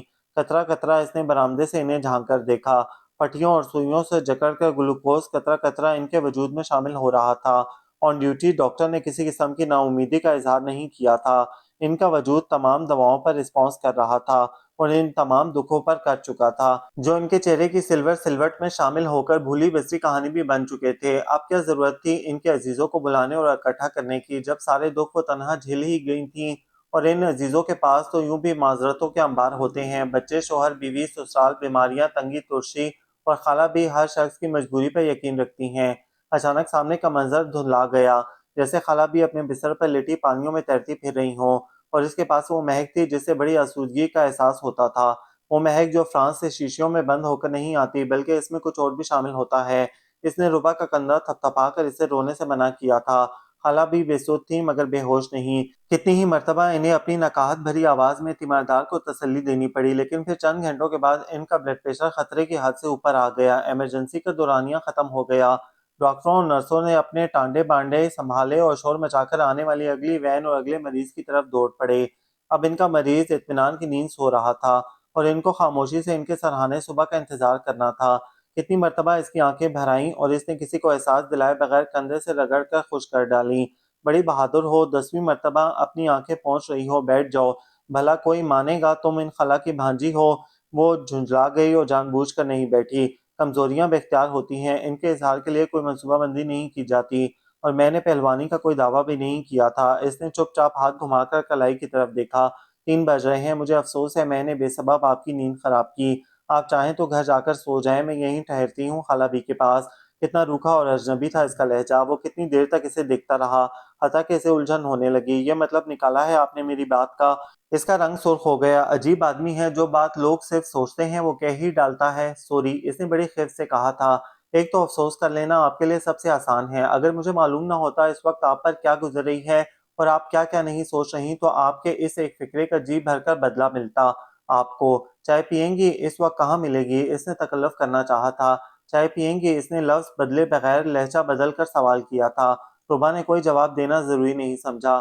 ضروری نہیں انسان جس وقت چڑچڑا ہو رہا ہو اسی وقت اسے شرمندہ بھی کیا جائے۔ بہت دیر قبل اسی کی پیش کی ہوئی کرسی پر وہ چپ چاپ بیٹھ گئی، اور کس اطمینان سے اب وہ اس کے چہرے پر بکھرے ہر رنگ کے نوٹس لے رہا تھا، کس قدر فارغ آدمی ہے۔ لیکن غنیمت ہوا کہ وہ پھر چائے کی تلاش میں نکل گیا۔ وہ چائے لے کر آنے میں غیر معمولی دیر ہوئی، لیکن جب آیا تو نئے نئے چمکتے مگوں سے چائے کی سنہری اور حرارت بخش بھاپ اٹھ رہی تھی۔ کینٹین تو بند تھی، میں نے اسٹور پر جا کر مگیں خریدے، ٹی بیگز لیے اور سوکھا دودھ خریدا، ہاسپٹل کے بوائلر سے پانی ڈالا، اور اس افراتفری میں پتہ چلا کہ چینی تو رہ گئی۔ خیر پھیکی چائے پیو، کیا ہو سکتا ہے؟ اس نے چپ چاپ مگ منہ سے لگا لیا۔ وہ کوئی اور دعویٰ بھی کر سکتا تھا، وہ سپرمین کی طرح شوں کر کے اڑتا گیا تھا اور تمام بدی کی طاقتوں کا خاتمہ کرتا، لیکن جب اس نے چائے کا پہلا گھونٹ بھرا تو اسے اندازہ ہوا جہاں سے بھی آتی اس وقت اس سے چائے کی کتنی شدید طلب تھی۔ تھینک یو، آپ کی مرتبہ، اس نے واقعی بے انتہا ممنونیت سے کہا تھا، ابھی صرف کل کی بات ہے، میں آپ کو جانتی بھی نہیں تھی، پھر کتنی مشکلات کا بوجھ آپ پر لاد دیا۔ خیر یہ بات بہت اچھی لگتی اگر آپ نے 10 سال بعد کہی ہوتی۔ اس کے لفظوں کے معنی بہت واضح نہیں تھے، وہ سٹپٹا گئی۔ ابھی مجھے خیال آیا ہم لوگ جب خالہ بی کے ساتھ بھاگے تھے تو آپ کا بھی گھر کھلا تھا اور میرا بھی۔ اس نے بات بدلنے کی جدوجہد کی تھی۔ ہاں ہمارا گھر کھلا رہ گیا ہے، اس کا مطلب اب آپ کو ہوش آ گیا ہے؟ پتہ نہیں کیوں اس نے الجھ کر اس کی طرف دیکھا، وہ اس کی ہر سیدھی بات کا ٹیڑھا مفہوم بیان کر رہا تھا، اور کیا کر رہا تھا آخر اس کی سمجھ میں کیوں نہیں آ رہا۔ وہ الجھ کر کھڑی ہو گئی، وہ اس کی کرسی کے عین سامنے ہی اپنا مگ ہاتھ میں لیے گھونٹ بھر رہا تھا۔ لمحہ بھر کے لیے اس کی مسکراتی آنکھیں ربا کی الجھی ہوئی آنکھوں سے ٹکرائیں، پھر ربا کو لگا یہ بہت مشکل کام تھا۔ وہ چپ چاپ خالہ بی کی رگوں میں شامل ہوتے آب حیات کے قطروں کی گنتی کرتی رہی، حالانکہ اسے پتہ تھا وہ اسے نظریں بچاتے دیکھ بھی رہا تھا اور سمجھ بھی رہا تھا۔ خالہ بی کو گھر سے اسپتال اور اسپتال سے گھر پہنچنے میں 1 ہفتہ کی مدت لگی تھی، اور اس بھاگتی دوڑتی مصروف دنیا میں آپا بی کی محبت میں ان کے بہن بھائی آ کے جا بھی چکے تھے۔ اس فرض کی ادائیگی کے بعد وہ خدا کی نظر میں تو سرخرو ہوئے ہی تھے، دنیاوی ذمہ داریوں سے بھی عہدہ برا ہو گئے، اور ایک خالہ بھی تھی جو اپنے بہن بھائیوں کی محبت کے صدقے نثار ہوئی جا رہی تھیں۔ یہ دیکھ تو سب ہی ہو گئے، فلانا بھی مل گیا، فلاں بھی آیا تھا، میں کس قدر خوش قسمت ہوں، عیش سے بیٹھی ہوں اور خدمتیں لوٹ رہی ہوں۔ اور سچ پوچھو تو بیچاری روبا اور عطیہ نے تو دن رات ایک کر دیے، اور وہ بیچارہ فرشتہ خصلت بھلا مانس ہارون، کوئی کہے نہ رشتہ داری نہ خون کا تعلق، جتنے دن ہاسپٹل رہی ایک ٹانگ پر کھڑا رہا۔ لیکن خالہ بھی عطیہ دبی زبان میں بولی، انہوں نے اپنی دوسری ٹانگ نیچے کیوں نہیں کی؟ اسے عطیہ سے ڈر لگتا تھا، جب وہ منہ کھولتی تھی آنکھیں بند کر لیتی تھی۔ یہ غنیمت تھا، ہارون صاحب اپنی معنی خیز گفتگو کے موڈ میں نہیں تھے، بلکہ وہ سرے سے کسی بھی موڈ میں نہیں تھے۔ پھر اس نے غور کیا، گھر میں ہارون کا ذکر، عمل دخل اور اس کی ضرورت بہت بڑھ گئی تھی۔ روبا ذرا ہارون کو بتا دو کھانا تیار ہے۔ روبا بیٹی ذرا دوڑ کر ہارون سے کہنا میری دوا ختم ہو گئی ہے، اسے تکلیف تو ہوگی سی بلاک کی مارکیٹ سے۔ خالہ بھی پلیز خالہ بھی، وہ جھنجھلانے لگتی، یہ کام آخر پہلے بھی تو ہوتے تھے، آپ کیوں خود کو بے سبب الجھائے رکھتی ہیں؟ وہ کچھ بھی کہے بنا بڑبڑاتی اپنے کمرے میں چلی جاتی۔ خالہ بھی جانتی تھی وہ ضدی سی لڑکی ہے، وہ اصرار کرنے کے بجائے خود کو کسی دوسرے کام میں الجھا لیتی، اور وہ کچھ غلط بھی نہیں کہہ رہی تھی۔ ان کی اپنی بھی عادت نہیں تھی لوگوں پر بوجھ بننے کی، لیکن طویل ترین بے اولادی کی زندگی بسر کرنے کے بعد ان کے دل کے کسی گوشے میں ایک گمگشتہ خواہش ابھرنے لگی تھی، کاش ان کا اپنا بھی کوئی بیٹا ہوتا، خوبصورت، توانا، تہذیب یافتہ، جس طرف رخ کرتا وہی رخ ہنسنے مسکرانے لگتا، بے ساختہ ہی ان کی خواہش ہوتی وہ اس کی پیشانی چوم لیں۔ لیکن یہ سچ نہیں ہے، یہ ذرا بھی سچ نہیں ہے، اور جب ہارون کے ذکر پر وہ جھلاتی اور اس کی آمد پر کمرے سے نہ نکلتی تو ان کے دل سے ہوک سی اٹھتی۔ سچ یہ ہے وہ کسی اور کا بچہ ہے، اور اس پر حق جتانے والی اس کی ماں زندہ ہے۔ ہاں، اگر اس کی ماں اس حق میں شراکت کر لے۔ ہارون اپنی ماں کی بہت تعریف کیا کرتا تھا، لیکن روبا نے نیا زمانہ دیکھا ہے اور وہ سمجھدار بھی ہے، لیکن اس کا جب جی چاہتا وہ اپنا حق لینے آ جاتا۔ اچھی سی کافی پینے کو دل چاہ رہا ہے، سخت بھوک لگی ہے، جو کچھ رکھا ہے وہی دے دو، آملیٹ بنا دو۔ تم نے خالہ بھی کا دھیان رکھنا بند کر دیا ہے، میں پچھلے 2 دن سے دیکھ رہا ہوں، تم نے انہیں سیر نہیں کرائی۔ وہ اس کا کان پکڑ لیتا۔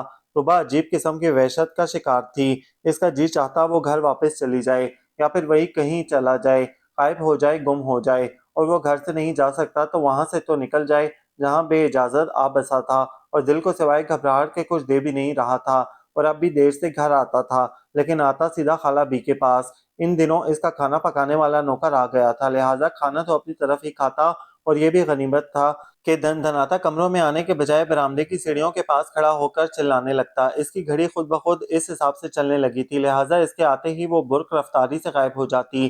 دیکھا، وہ سیڑھیوں پر کھڑا ہو کر چلاتا، آپ پھر کر رہی ہیں کام، اور وہ نکمی لڑکی کیا کر رہی ہے؟ وہ پہلے ہی بہت بگڑی ہوئی ہے خالہ امی، اور آپ کے لاڈ پیار نے اس کو بالکل ہی کامچور بنا ڈالا ہے۔ ارے بیٹا خدا خوش رکھے، میں بھلا اس قابل کہاں کسی کو بگاڑوں؟ خالہ بی کے لیے اس کے خلاف کوئی بات سننا بھی کتنا مشکل تھا، وہ بیچاری کسی سم دراز ہونے والی محبتوں میں کھنچی جا رہی تھی۔ اس کی باتوں کے انداز بدل رہے تھے، وہ سیدھی سادی بات کو الجھا کر پیش کرتا اور اس کو خود سے الجھتا دیکھ کر جی بھر کر ہنستا تھا۔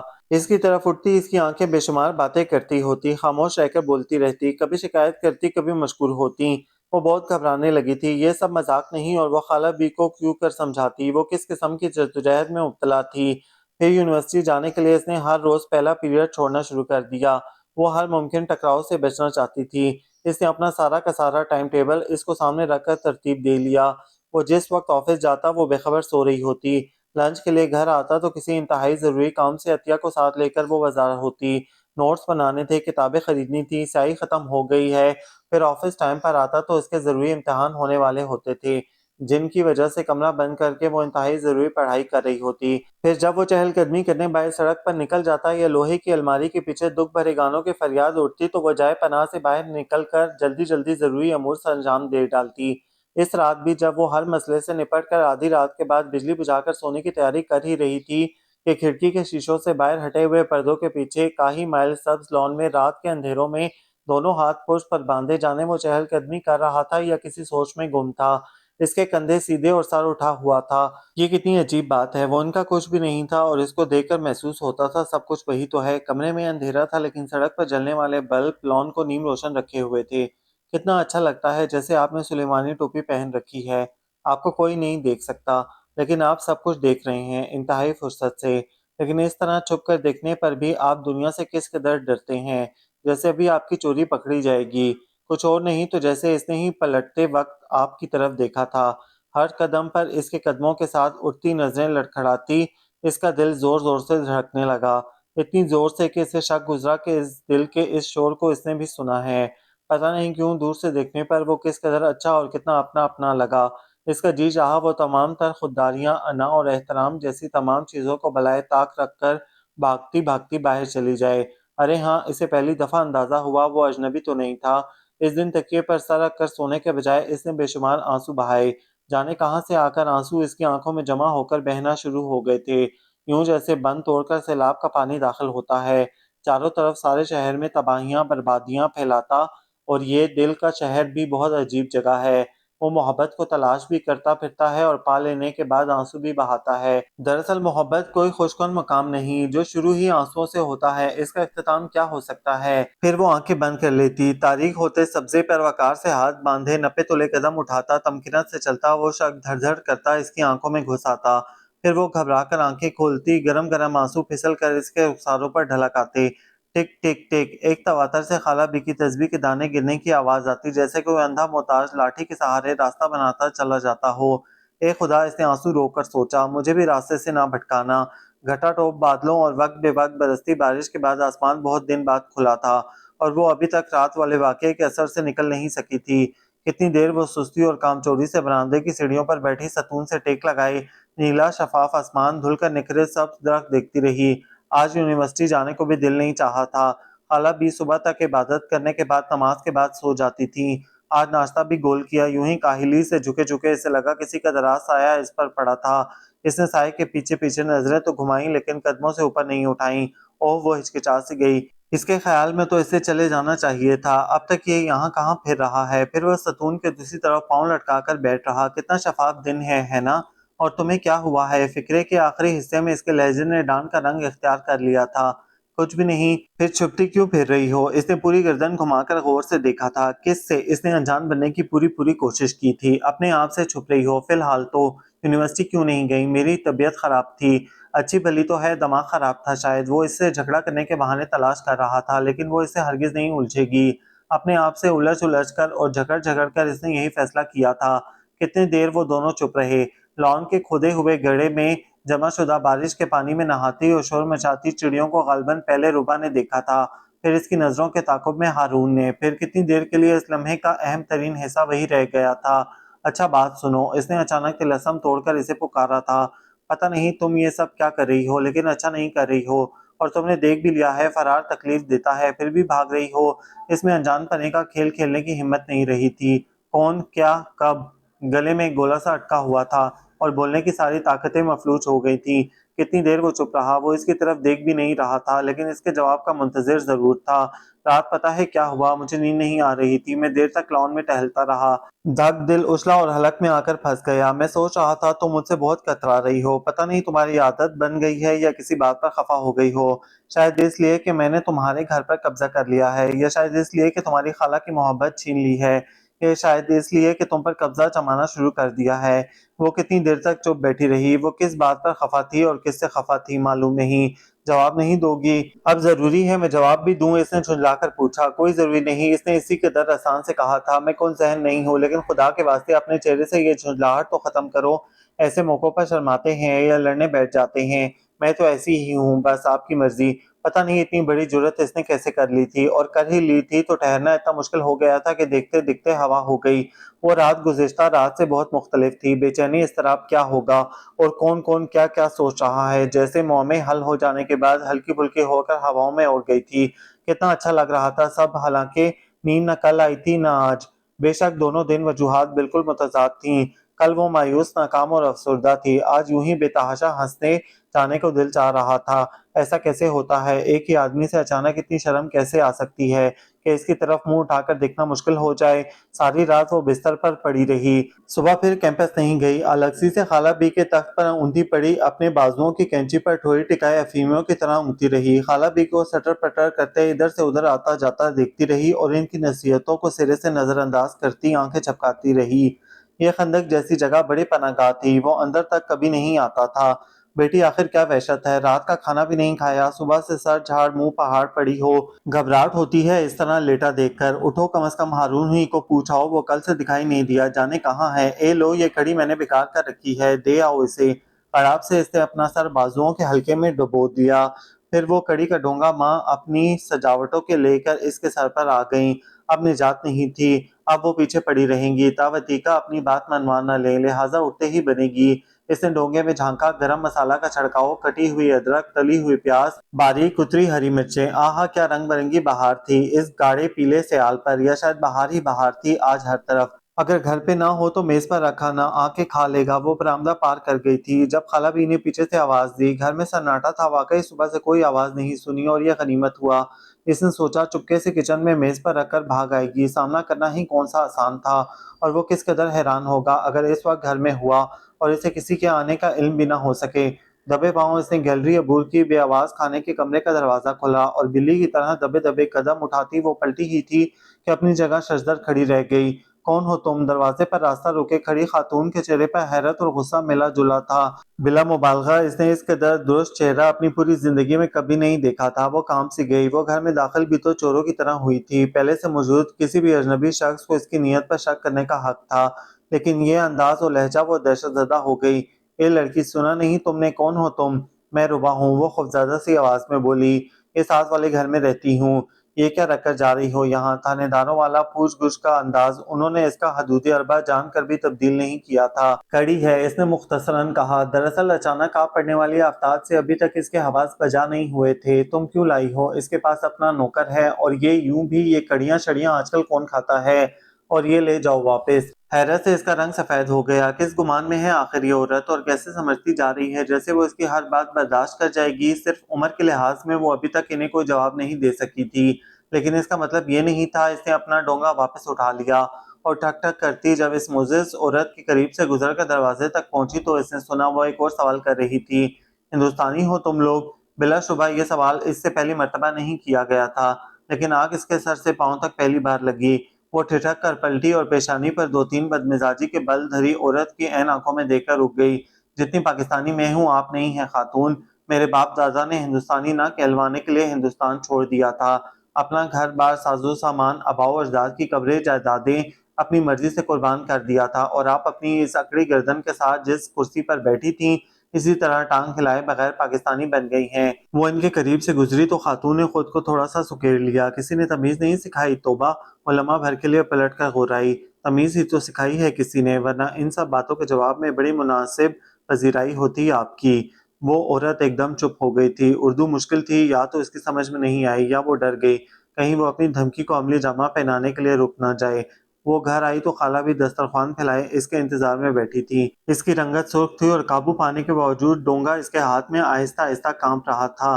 लम्हा भर के लिए इनके पैरों से जमीन खिसक गई। क्या हुआ होगा?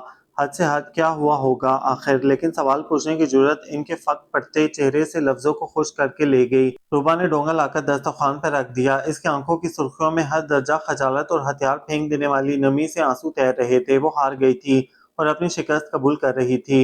वो तो घर पर नहीं थे, कोई और खातून थी, शायद इनकी वालदा आ गई हैं। खाला भी के असाब में आहिस्ता आहिस्ता खिंचाव आना शुरू हो गया। रूबा बहुत जिम्मेदार है, अपनी हिफाजत भी कर सकती है और दिफा भी, लेकिन इस हसास दिल को जमाने की ठोकरों के हवाले करके आजमाइश करने का फायदा? उन्होंने इसकी तरफ देखा। वो तो खुद इनके पास अमानत थी हिफाजत लौटाने के लिए, और ये डोंगा इन्होंने हमेशा की तरह सवालात की भरमार नहीं की, उन्होंने वापस कर दिया है। खाला बी के चुस्त पजामे वाली चुन्नट भरी एक टांग तख्त से नीचे लटकी थी। एक इस्तराबी कैफियत में उन्होंने सूखी लकड़ियों जैसी टांगे तख्त से उतारी, सुराही से कटोरा भरकर पानी उडेला और गट पी लिया। जब वो पलटी तो इनके चेहरे पर वो अस्तराब नहीं था। बिस्मिल्लाह करो रुबा, रिस्क को इंतजार नहीं करवाते। अंदेशों की ये पहली घड़ी नहीं थी, और जुदाइयां भी इतनी आ चुकी थी कि अब तो जहन को धिक्का भी नहीं लगता था। बस आदी हो गया था। बस कई दिनों बाद निकलने वाला सूरज वो आज ही देख रही थी। एक उम्र का तजुर्बा और तवील मुशाहिदात बहुत से वाकयात कबल अज वक्त ही दिखा डालते हैं। होता रहा था और आइंदा भी होगा। हाँ, अलबत्ता इसको धक्के सहने की आदत नहीं। इसको तो सेन सेन कर पाला गया है। लाडली है घर भर की, किसी ने कभी इसका दिल दुखाने की जुर्रत नहीं की। लेकिन ये दुनिया है बाबा, फूलों का तख्ता नहीं। पहले के बाद दूसरा धक्का भी लगेगा, दुख तो इसे उठाने हैं। حتیٰ کہ زندگی کے تھپیڑے کھاتے کھاتے ایک عمر کو پہنچ کر طبیعت اس قدر شانت ہو جائے گی کہ کسی نئے چرخے سے خون نہیں بہے گا۔ اطمینان سے کہو بیٹی، جلدی کیا ہے؟ اور ابھی تھوڑی دیر پہلے جب وہ بازوؤں کے حلقے میں منہ دیے پڑی تھی، بازوؤں سے اوپر جھانکتی اس کی ذہین اور معصوم آنکھوں میں ننھے ننھے سے کیسے خوابوں کے جگنو چمک رہے تھے۔ کتنی مرتبہ انہوں نے خوفزدہ ہو کر اسے چونکانا بھی چاہا، لیکن مدہوشی کی اس کیفیت میں خود فراموشی شاید اسے اچھی لگ رہی تھی۔ لیکن 10 منٹ کے اندر اندر ان آنکھوں نے خود سے ہی وہ خواب نوچ کر پھینک دیے۔ کاش وہ اسے وہاں نہ بھیجتی جس حادثے سے وہ گزر آئی ہے، اس کا سامنا نہ کرنا پڑتا تو خود فریبی ہی صحیح، لیکن چند دن اور اس مدہوشی کے عالم میں گزر جاتے۔ اب تو یہاں سے وہاں تک ٹوٹی ہوئی کرسیوں کی چبھن تھی، غبار اور گرد۔ حالانکہ ایسا بھی ہوتا ہے، وہ بہت خوددار لڑکی ہے، اس کا دل توڑا گیا ہے اور اس کی عادت نہیں وہ دل توڑوا توڑوا کر پھینکتی پھرے۔ وہ اپنی ہدک آسانی سے برداشت نہیں کرے گی۔ وہ کیا کرے گی اور پھر کیا ہوگا؟ ان کے رونگٹے کھڑے ہو گئے۔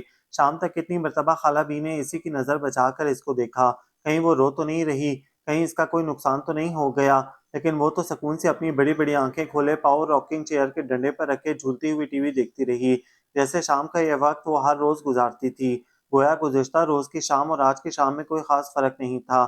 کیا پتہ میرے اندیشے ہی بے جا ہوں، خالہ بی نے اپنے کمرے میں جاتے سوچا۔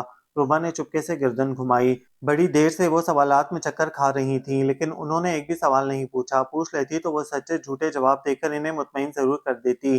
اس کی آنکھیں آنسوؤں سے لبریز ہو گئیں۔ کتنا عجیب مذاق ہوا تھا اس کے ساتھ۔ ابھی تو اس نے اڑان لینے کی کوشش ہی کی تھی کہ اسے دھپ سے نیچے لا پٹخا گیا۔ کیا تھا اگر یہ پچھلے 15-20 روز بھی اس کی زندگی میں نہ آئے ہوتے، اور وہ خود ان ساری باتوں کی کیا وضاحت کرے گا؟ کتنی شدت سے اس کا جی چاہا وہ آئے، پھر اسے اپنے ہونے کا یقین دلائے۔ کچھ بھی تو نہیں ہوا، سب ٹھیک ہو جائے گا، سب کچھ اس طرح ہوگا جیسا اس نے چاہا، اسی طرح ہنستے ہنستے محبت بھری نرمی سے، لیکن ڈانٹ ڈانٹ کر سارے اندیشے سارے تفکر بھگا دے۔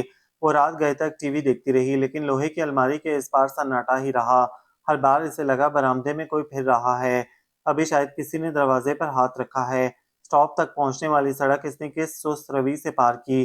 ہر بار اسے لگا جیسے اس کے پیچھے گاڑی کے بریک چرچرائے ہیں، کسی نے ہارن دیا ہے، اور جب بھی چونک چونک کر اس نے پلٹ کر دیکھا تو سڑک حد نظر تک خالی ملتی۔ پھر 2 منٹ بعد وہی دھوکہ اس کی سماعت دوبارہ کھاتی۔ نیلی بس میں بیٹھ کر بھی اس نے ایک مرتبہ کھڑکی سے باہر دیکھا، پھر جیسے انتظار کے اس سبق کو ہمیشہ کے لیے بند کر دیا۔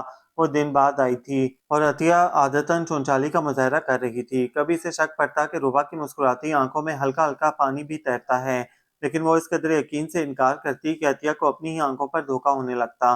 ان کے سامنے جنہوں نے آپ کو ہمیشہ فتح مند دیکھا ہو، شکست کی کہانی سنانا بہت مشکل ہے۔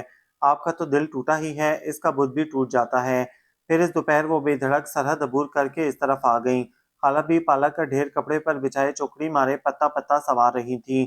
ان دونوں نے ہی بیک وقت خاتون کی طرف دیکھا۔ انہوں نے نہ سلام دعا کی تھی، نہ تعارفی مراحل سے گزرنے کی تکلیف گوارا کی۔ ایک ہاتھ کمر کے خم میں ٹکائے، دوسرے کو آنکھوں پر بطور سرجا استعمال کر کے دھوپ سے بچ رہی تھیں۔ روبا کے اندر ابال سا اٹھا۔ السلام علیکم جی، انہوں نے لٹ سا مارا تھا۔ وعلیکم السلام۔ خالہ بی کے دھیمے نرم اور شائستہ لہجے کو سنے بغیر انہوں نے اپنی بات جاری رکھی۔ ہارون نے یہ گھر آپ لوگوں سے خریدا تھا، دیکھ لیں آپ مردوں کے سارے کام بے تکے ہی ہوتے ہیں۔ 2 کمرے چھوڑ دیے، گھر خرید لیا۔ گھر کیا ایسے خریدے بیچے جاتے ہیں؟ ہم تو یہ گھر گروا کر دوبارہ بنوائیں گے۔ مجھے تو یہ نقشہ پسند نہیں، بیچ میں یہ 2 کمرے کیسے کھڑے رہیں گے؟ ایسا کریں، آپ کہیں سے قیمت لگوا لیں اور یہ حصہ بھی بیچ دیں۔ معاف کیجیے، خالہ بی سے پہلے وہ بولی تھی، اور خالہ بی کو یہی ڈر تھا وہ نہ بول پڑے کہیں۔ ہمیں جو بیچنا تھا بیچ دیا، اور جو حصہ نہیں بیچا وہ کبھی نہیں بکے گا۔ خریدنے والے نے انہی شرائط پر خریدا ہے، کسی نے کسی کے سینے پر بندوق نہیں رکھی تھی۔ وہ اس بدزبان لڑکی کی طرف بھویں چڑھائے رعونت سے دیکھ رہی تھیں۔ خالہ بھی کام کر رہ گئیں۔ ان میں لڑنے جھگڑنے کا نہ تو کبھی بھی حوصلہ نہیں تھا، اب تو بیماری نے اس قابل بھی نہیں چھوڑا تھا کہ کسی کو لڑتا ہی دیکھ لیں۔ وہ دونوں ایک دوسرے کو کس قدر نفرت سے دیکھ رہی تھیں۔ پتہ نہیں نفرت کا یہ سلسلہ کہاں جا کر ختم ہوگا۔ انہوں نے روبا کو گھورا تو ایسے ہی تھا جیسے اس کے پرخچے اڑا دیں گی، لیکن اس کی بات کے جواب میں ایک لفظ بھی نہیں بولا۔ خالہ بی نے سوچا بھی بہر کیف وہ خاتون بڑی ہیں، وہ اس کی بد تہذیبی پر ان سے معذرت کر لیں، یا یہ کہ وہ سب کی لاڈلی ہے اور کبھی کسی نے اس کی اس طرح ہتک نہیں کی، لیکن پھر انہوں نے اپنا ارادہ بدل دیا۔ یہ ان دونوں کی جنگ تھی اور اس کا فیصلہ انہی کو کرنا تھا۔ وہ واپس تو چلی گئیں، لیکن رات تک وہ دروازے کے پیچھے سے ان کی بڑبڑاہٹیں سنتی رہیں۔ اس قدر چالاک لڑکی ہے توبہ، وہ تو 2 دن میں بیچ کھائے گی۔ مجھے بھی تجھے بھی، نہ خاندان نہ تعلیم، اور دماغ دیکھو 7ویں آسمان پر۔ ارے اتنی کوئی حور پری بھی نہیں۔ خالہ بی تک آواز کس قدر صاف صاف آ رہی تھی، اور وہ ان کے برابر ہی تو بیٹھی تھی اور بہری بھی نہیں تھی۔ خالہ بھی کتنی دیر تک سہمتی رہی، اگر ابھی اٹھ کر اس نے خاتون سے ہاتھا پائی شروع کر دی تو حالات قابو سے باہر ہو جائیں گے۔ لیکن پھر انہیں تسلی ہوئی کہ وہ پاگل نہیں ہو گئی تھی، یوں ہی اٹھ کر ٹکرے مارتی نہیں پھر رہی تھی۔ وہ بڑے سکون سے اپنا کام کرتی رہی۔ ان 3 دنوں میں اسے ایسے لگا جیسے وہ بالکل ہار گئی ہو، حالانکہ وہ کسی دوڑ میں شریک نہیں ہوئی تھی، اور ابھی تو اسے سوچنے کا ڈھنگ بھی نہیں آیا تھا کہ سب کچھ چھن گیا۔ بیٹھے بٹھائے اس کی آنکھیں بھر آئیں، اپنی شدید حیرت کے احساس سے اس کی آنکھیں بھیگ جاتی۔ بہت پہلے عطیہ نے ایک پیشن گوئی کی تھی اور وہ خود بھی حیرت زدہ تھی کہ اس سارے ڈرامے میں وہ خود کہاں ہے۔ اس نے خدشوں کا اظہار تو ربا کی وجہ سے کیا تھا۔ اس وقت بھی جب وہ شدید مایوسی کے عالم میں ڈپارٹمنٹ کی سیڑھیاں اتر کر آئی تو برآمدے کے عین سامنے کھڑی مانوس سی گاڑی اور کھلے دروازے میں اس مانوس شخص کو جمع دیکھ کر وہ ٹھٹک گئی۔ تھوڑی سی دیر کے لیے تو اس کا بھی جی چاہا وہ بھی بھاگ جائے، جس طرح وہ سابقہ 3 دنوں سے غائب رہا تھا، لیکن پھر اسے خیال آیا بھاگ کر اسے کسی خوش فہمی میں مبتلا کرنے سے کہیں بہتر یہ ہوگا کہ اس کا حساب بے باک کر دیا جائے۔ وہ ٹھٹکی ہی تھی اور وہ جیسے اس کے ارادوں سے آگاہ ہو کر اس کے سامنے آ گیا۔ بیٹھو گاڑی میں، اس نے جھڑک کر کہا تھا۔ میں تو گھر جا رہی ہوں، کیا آپ مجھے میرے گھر کے دروازے پر اتار سکتے ہیں؟ ہاں کیوں نہیں، اس نے غصے سے اس کی آنکھوں میں دیکھا۔ تم نے بس مجھے اتنا ہی جانا ہے، میں اتنا کمزور آدمی نہیں ہوں، بیٹھو چلو۔ کتنی اچھی لگتی ہیں اس قسم کی باتیں کانوں کو، ہے نا؟ وہ اطمینان سے اس کے برابر والی سیٹ پر بیٹھ گئی۔ چٹانوں جیسے عزائم رکھنے والا، پہاڑوں سے ٹکرا جانے والا شخص آپ کی خاطر ساری دنیا کو ٹھوکر سے اڑا دیتا ہے۔ ابھی گاڑی کیمپس سے نکلی بھی نہیں تھی کہ اس نے روک لی۔ وہ کسی برمے کی طرح چھیدتی نگاہوں سے اس کی طرف دیکھ رہی تھی۔ طنز کر رہی ہو؟ کیوں مجھے کمزور بنا رہی ہو؟ کم از کم ایک طرف سے تو مجھے مطمئن ہونے دو۔ دیکھو امی اس قسم کی نہیں تھی، میں ان کی کایا پلٹ پر خود بھی حیران ہوں۔ حالانکہ حقیقت یہ ہے کہ اگر تمہیں میں نے پہلے نہ دیکھا ہوتا اور انہوں نے دیکھا ہوتا تو وہ تمہیں پسند کرتی، لیکن عموماً مائیں یہ برداشت نہیں کرتی کہ ان کا بیٹا کسی سے محبت کرنے لگے۔ انہیں لگتا ہے یہ ان کی حق تلفی ہوئی ہے، جیسے انہیں نیچا دکھانے کی کوشش کی گئی ہے، لہٰذا وہ بے سبب ضد میں آ گئی ہیں، اور امی کا یہ روپ میرے لیے بالکل اجنبی ہے۔ پلیز ایسی باتیں مت کرو جو ہر طرف سے میرا سکون برباد کر دیں۔ آپ بھی پلیز ایسی باتیں مت کریں۔ آپ کا کیا خیال ہے کسی دن آپ کی والدہ مجھ سے محبت کرنے لگیں گی اور آپ کے خیال میں میں اس خیرات بھری محبت کو قبول بھی کر لوں گی؟ انہیں میری ذات سے وطنیت تک میری ہر چیز پر اعتراض ہے۔ میں ایسی جگہ جانا پسند بھی نہیں کروں گی جہاں ہر قدم پر میں اپنی توہین کروا چکی ہوں۔ تم بہت غصے میں ہو ربا، تسلی سے سوچو، سکون سے سوچو، ہر چیز ٹھیک ہو جائے گی، کسی کو بدلنے کی ضرورت نہیں پڑے گی، خیالات بدل جائیں گے۔ اور تمہارا خیال ہے مجھے کوئی صدمہ نہیں ہوا، میری ہتک نہیں ہوئی؟ تم خود کو مجھ سے الگ کر کے کیوں سوچ رہی ہو؟ جب ہم مل کر فیصلہ کریں گے تو اس الجھن سے بھی نکل آئیں گے۔ وہ محسور نہیں ہونا چاہتی تھی، اس نے تہیہ بھی کر لیا تھا، لیکن جب اس نے بازو بڑھا کر اس کی پیشانی اپنے کندھے پر ٹکائی تو وہ پھوٹ پھوٹ کر رونے لگی۔ کتنی دیر تک وہ اس کے سر کو سہارا دیے اس کے بالوں کو سہلاتا رہا۔ میں اسی لیے ان سارے دنوں میں تمہارے سامنے نہیں آیا، مجھے پتا تھا تم بہت غصے میں ہو، میرا تو خیر الٹا اپنی ہی نقصان کرو گی۔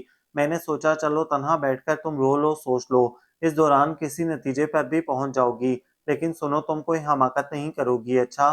ہمت نہ ہارنا اور کوئی ایسا فیصلہ نہ کرنا جس سے ناقابل تلافی نقصان پہنچے، اور اگر کسی وجہ سے دیر ہونے لگے یا دوری آ جائے، چاہے عارضی اور چاہے بہت طویل، تب بھی بے اعتباری کا مظاہرہ نہیں کرو گی۔ وعدہ کرو ایسے نہیں، پکا والا ہاتھ ملا کر، اور ہاں یاد رکھو یہ تمہارا رویا دھویا چہرہ مجھے تو صرف پریشان ہی کرتا ہے، خالہ بھی کی صحت برباد کر دے گا، لہٰذا دھیان رکھنا۔ وہ گھر میں داخل ہوئی تو آنکھیں رو رو کر محترم ہو رہی تھیں اور سر پر نصیحتوں کا ایک پلندہ تھا جو بے سوچے سمجھے اس نے اٹھا بھی لیا تھا۔ مسلسل بہتے آنسو ہتھیلیوں سے رگڑتے رگڑتے گال بھی سرخ ہو رہے تھے۔ خالہ بھی کنکھیوں سے اس کی طرف دیکھتی رہیں۔ اگلے ہی دن عجیب حادثہ پیش آ گیا۔ خاتون ہلکی سی دستک دیکھ کر ناوقت ہی اندر چلی آئیں۔ خالہ بھی کے دوپہر کے سونے کا وقت تھا، وہ ابھی دوائیں کھا کر لیٹی ہی تھیں۔ آج اتفاق سے ربا کو بھی دیر ہو گئی تھی، کھانا دیر سے کھایا گیا، پھر دوا بھی وقت پر نہ کھائی جا سکی، اس پر وہ بھی آ گئیں بغیر اجازت اور خود ہی کرسی گھسیٹ کر بیٹھ بھی رہیں۔ ربا سنک پر کھڑی دوپہر کے کھانے کے برتن دھو کر رکھ رہی تھی۔ انہوں نے اسے وہیں کھڑے کھڑے ایک نظر دیکھا۔ آج آپ لوگوں نے بہت دیر سے کھانا کھایا؟ ہارون ہر روز یہیں کھاتا ہے کھانا، اور گاڑی اس کی، کیا آپ لوگ عام طور پر اس کی کار استعمال کرتے ہیں آنے جانے کے لیے؟ اب ان کے لہجے میں غصہ تھا نہ حقارت، جیسے یوں ہی برسبیل تذکرہ معلومات اکٹھی کرنے کی غرض سے چلی آئی ہوں۔ نہیں، خالہ بی نے سکون سے کہا، کھانا تو شاید ہاں عموماً، لیکن گاڑی صرف ایک ہی مرتبہ استعمال کی تھی اس کی، جس دن میں ہسپتال۔ لیکن آپ یہ باتیں ہارون سے کیوں نہیں معلوم کرتی؟ ایک دفعہ تو خیر نہیں، وہ ہنس کر بولی تھی، یونیورسٹی تو آپ کی لڑکی اس کے ساتھ ہی آتی جاتی ہے، مجھے تو یہی بتایا گیا ہے، بلکہ ابھی میں نے خود اپنی آنکھوں سے۔ روبا کا منہ لال سرخ ہو گیا، پلیٹ اس کے ہاتھ سے چھوٹتے چھوٹتے بچی، بس اب اس کی کسر رہ گئی تھی کہ خالہ بھی اس عمر میں اولاد کے ساتھ جھوٹ کے ہاتھوں ذلتیں برداشت کریں۔ بار کیف خالہ بھی نے خفت اور صداقت سے کہا، میرے علم میں نہیں، اور اگر ایسا ہوا ہے تو ضرور کوئی وجہ بھی ہوگی۔ لمحہ بھر کے لیے خالہ بھی کی روشن خیالی خاتون کو آگ لگا گئی۔ انہوں نے منہ کھولا جیسے شعلے اگلیں گی، لیکن پھر جیسے ہی انہوں نے خود پر قابو پا لیا، ارے آپا جی، ہمارے آپ کے علم میں ہوتی ہی کہاں ہیں ایسی باتیں، اور یہ اولاد سمجھتی ہی کیا ہے بڑوں کو۔ سچ بات یہ ہے کہ میرے بیٹے نے مجھے بھیجا ہے، میں آپ کی بیٹی کے لیے رشتہ لے کر آئی ہوں، اب ہمیں بھی کیا جی، رائے آپ سے لی نہ مجھ سے، بیٹے نے بھیج دیا تھا آ گئی ہوں، آپ بھی ہاں کر دے چپ چاپ، بس ان دنوں تو ماں باپ کا یہی کردار رہ گیا ہے، سب کام بالا ہی بالا ہو جاتے ہیں، ہمارے ہاں کچھ بالا بالا نہیں ہوتا۔ اس نے سنا خالہ بی کی آواز پہلی مرتبہ بلند ہوئی تھی، لیکن لڑکھڑائی نہیں، میں اس رشتے سے انکار کرتی ہوں، اور جب میں نے انکار کیا ہے تو یہ ربا کے والدین سب کی طرف سے انکار سمجھیے، یقین نہ آئے تو وہ سامنے کھڑی ہے، اس سے پوچھ لیجئے، اور اپنے بیٹے کو بھی اطلاع دے دیجئے، آپ کے شاید نصیب میں نہیں تھی، لیکن الحمدللہ خدا نے اپنی مہربانی سے ہمیں ہمیشہ فرما بردار اولاد سے نوازا ہے۔ ان کے چہرے کا رنگ یک لخت ہو گیا، اس کی تو ان کو 1% بھی امید نہیں تھی، گو انہیں ربا کو بیانے کا بھی کوئی ارمان نہیں تھا، لیکن یوں منہ توڑ جواب کا تو وہ سوچ کر بھی نہیں آئی تھیں۔ ان کو تو یقین تھا خالہ بھانجی ادھار کھائے بیٹھی ہیں، بلکہ ان کی اتنی ذرا سی غیر حاضری میں روٹیاں کھلا کھلا کر انہوں نے بیٹا بھی پھانس لیا تھا۔ کتنی دیر وہ ساکت بیٹھی رہیں، انکار کی حدت کیسے برداشت کی جاتی ہے، اس سے پہلے سامنا بھی نہیں ہوا تھا۔ وہ شکنجبین کا بنا بنایا گلاس چھوڑ کر اٹھ گئیں۔ روبا نے ان کو جاتے دیکھا، کاش یہ سب یوں شروع نہ ہوتا، لیکن جو خاتمہ ہوا وہ بالکل درست تھا۔ خالہ بی نے کسی قسم کی جذباتیت کا شکار ہوئے بغیر صحیح فیصلہ کیا تھا، اس طرح اس کو کسی وجہ کے بغیر ہزیمت کا شکار ہونے سے بچا لیا۔ شاید یہ فیصلہ اس سے یوں نہ ہو پاتا۔ پھر جیسے دفعتاً دونوں طرف سے گولہ باری بند ہو گئی، اور فضا میں جو مسلسل تناؤ کی سی کیفیت تھی اس میں بھی جھول آ گیا۔ معمولات میں روزمرہ کی تلخی ختم ہو گئی، لیکن ایک سناٹا تھا جو دونوں گھروں کو اپنی لپیٹ میں لیے تھا۔ کبھی اتفاق سے ربا اسی وقت یونیورسٹی جانے کے لیے نکلتی جب وہ اپنی کار میں بیٹھ رہا ہوتا تھا، تھوڑی دیر کے لیے جیسے منظر پر سکتہ طاری ہو جاتا، وہ بریف کیس پکڑے خاموشی سے اٹھتے قدموں کے تعاقب میں دور تک نظریں لے کر جاتا، لیکن اس نے منہ سے کچھ بھی کہنا بند کر دیا تھا۔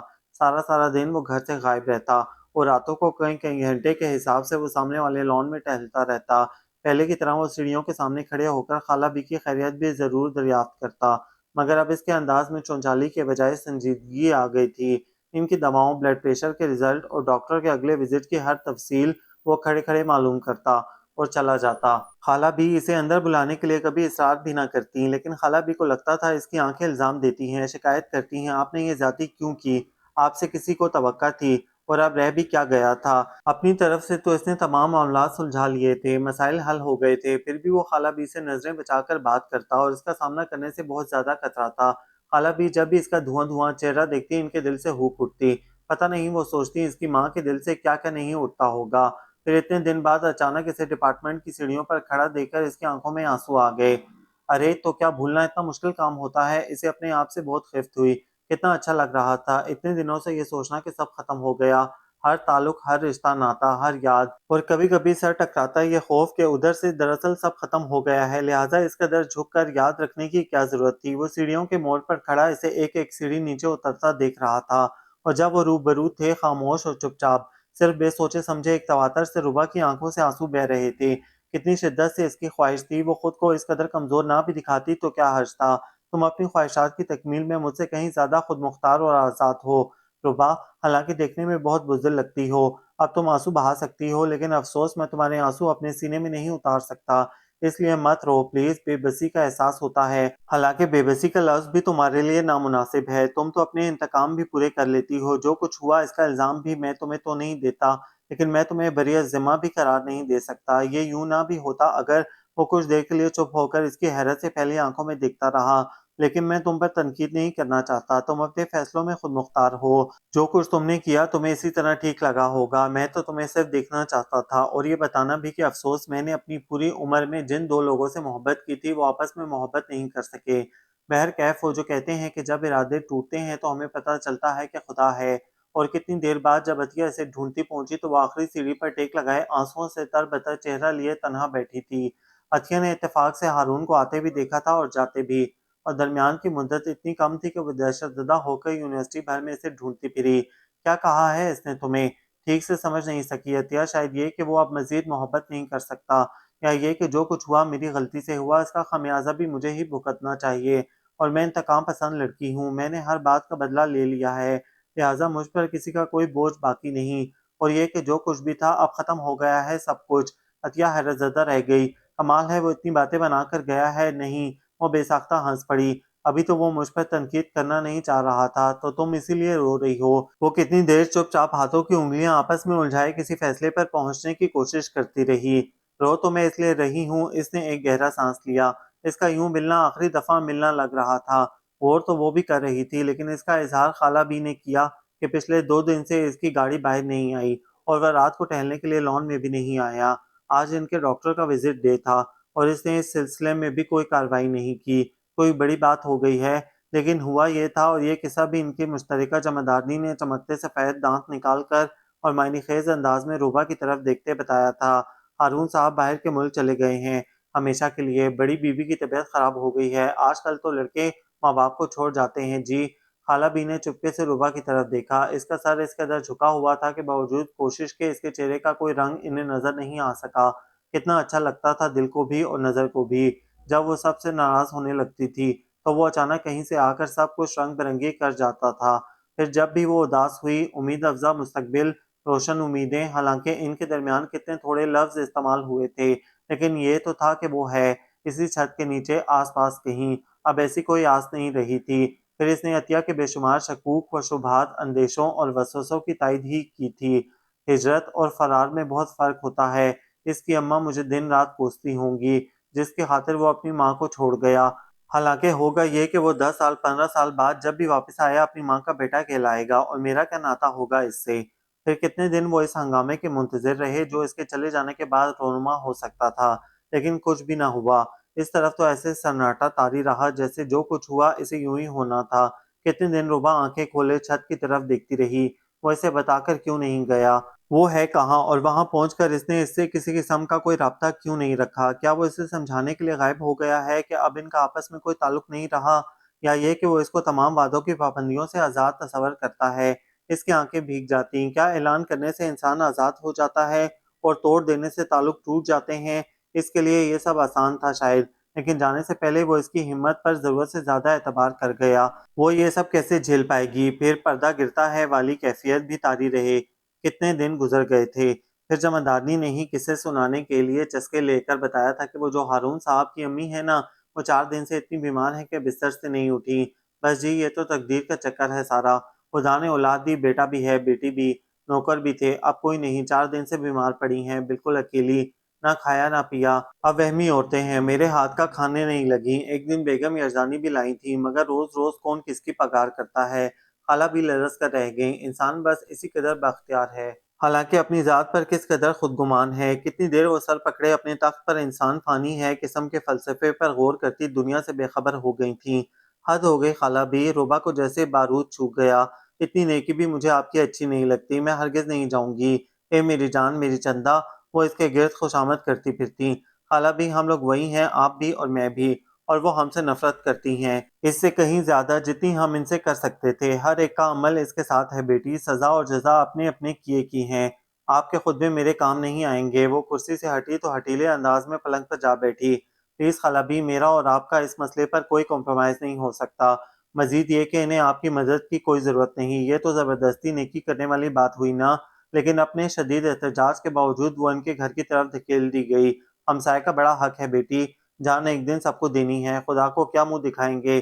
ہاں، وہ صاف کہہ دیں کہ انہیں تمہاری ضرورت نہیں تو بے شک واپس آ جانا، بس پھر تم نے اپنا فرض پورا کر دیا۔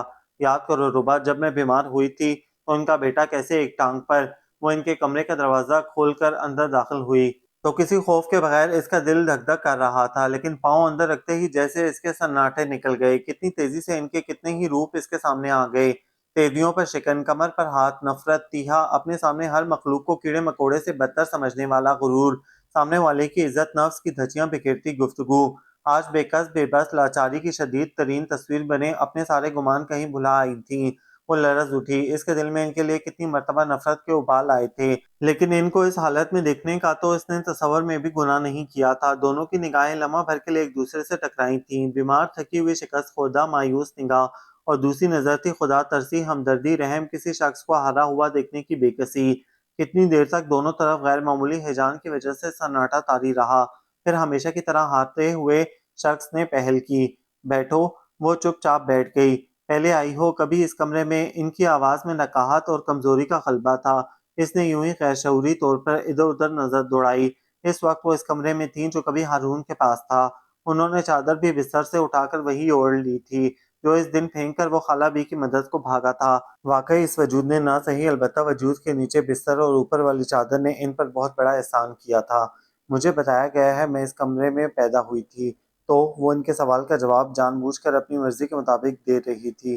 خالہ بی کو کسی نے بتایا کہ آپ بیمار ہیں؟ ہمارے علم میں نہیں تھا۔ کیسی بے کسی تھی، ورنہ اس اکھڑے اکھڑے اخباری لہجے جیسے بیان پر تو وہ اس کو کھڑے کھڑے نکال دیتی۔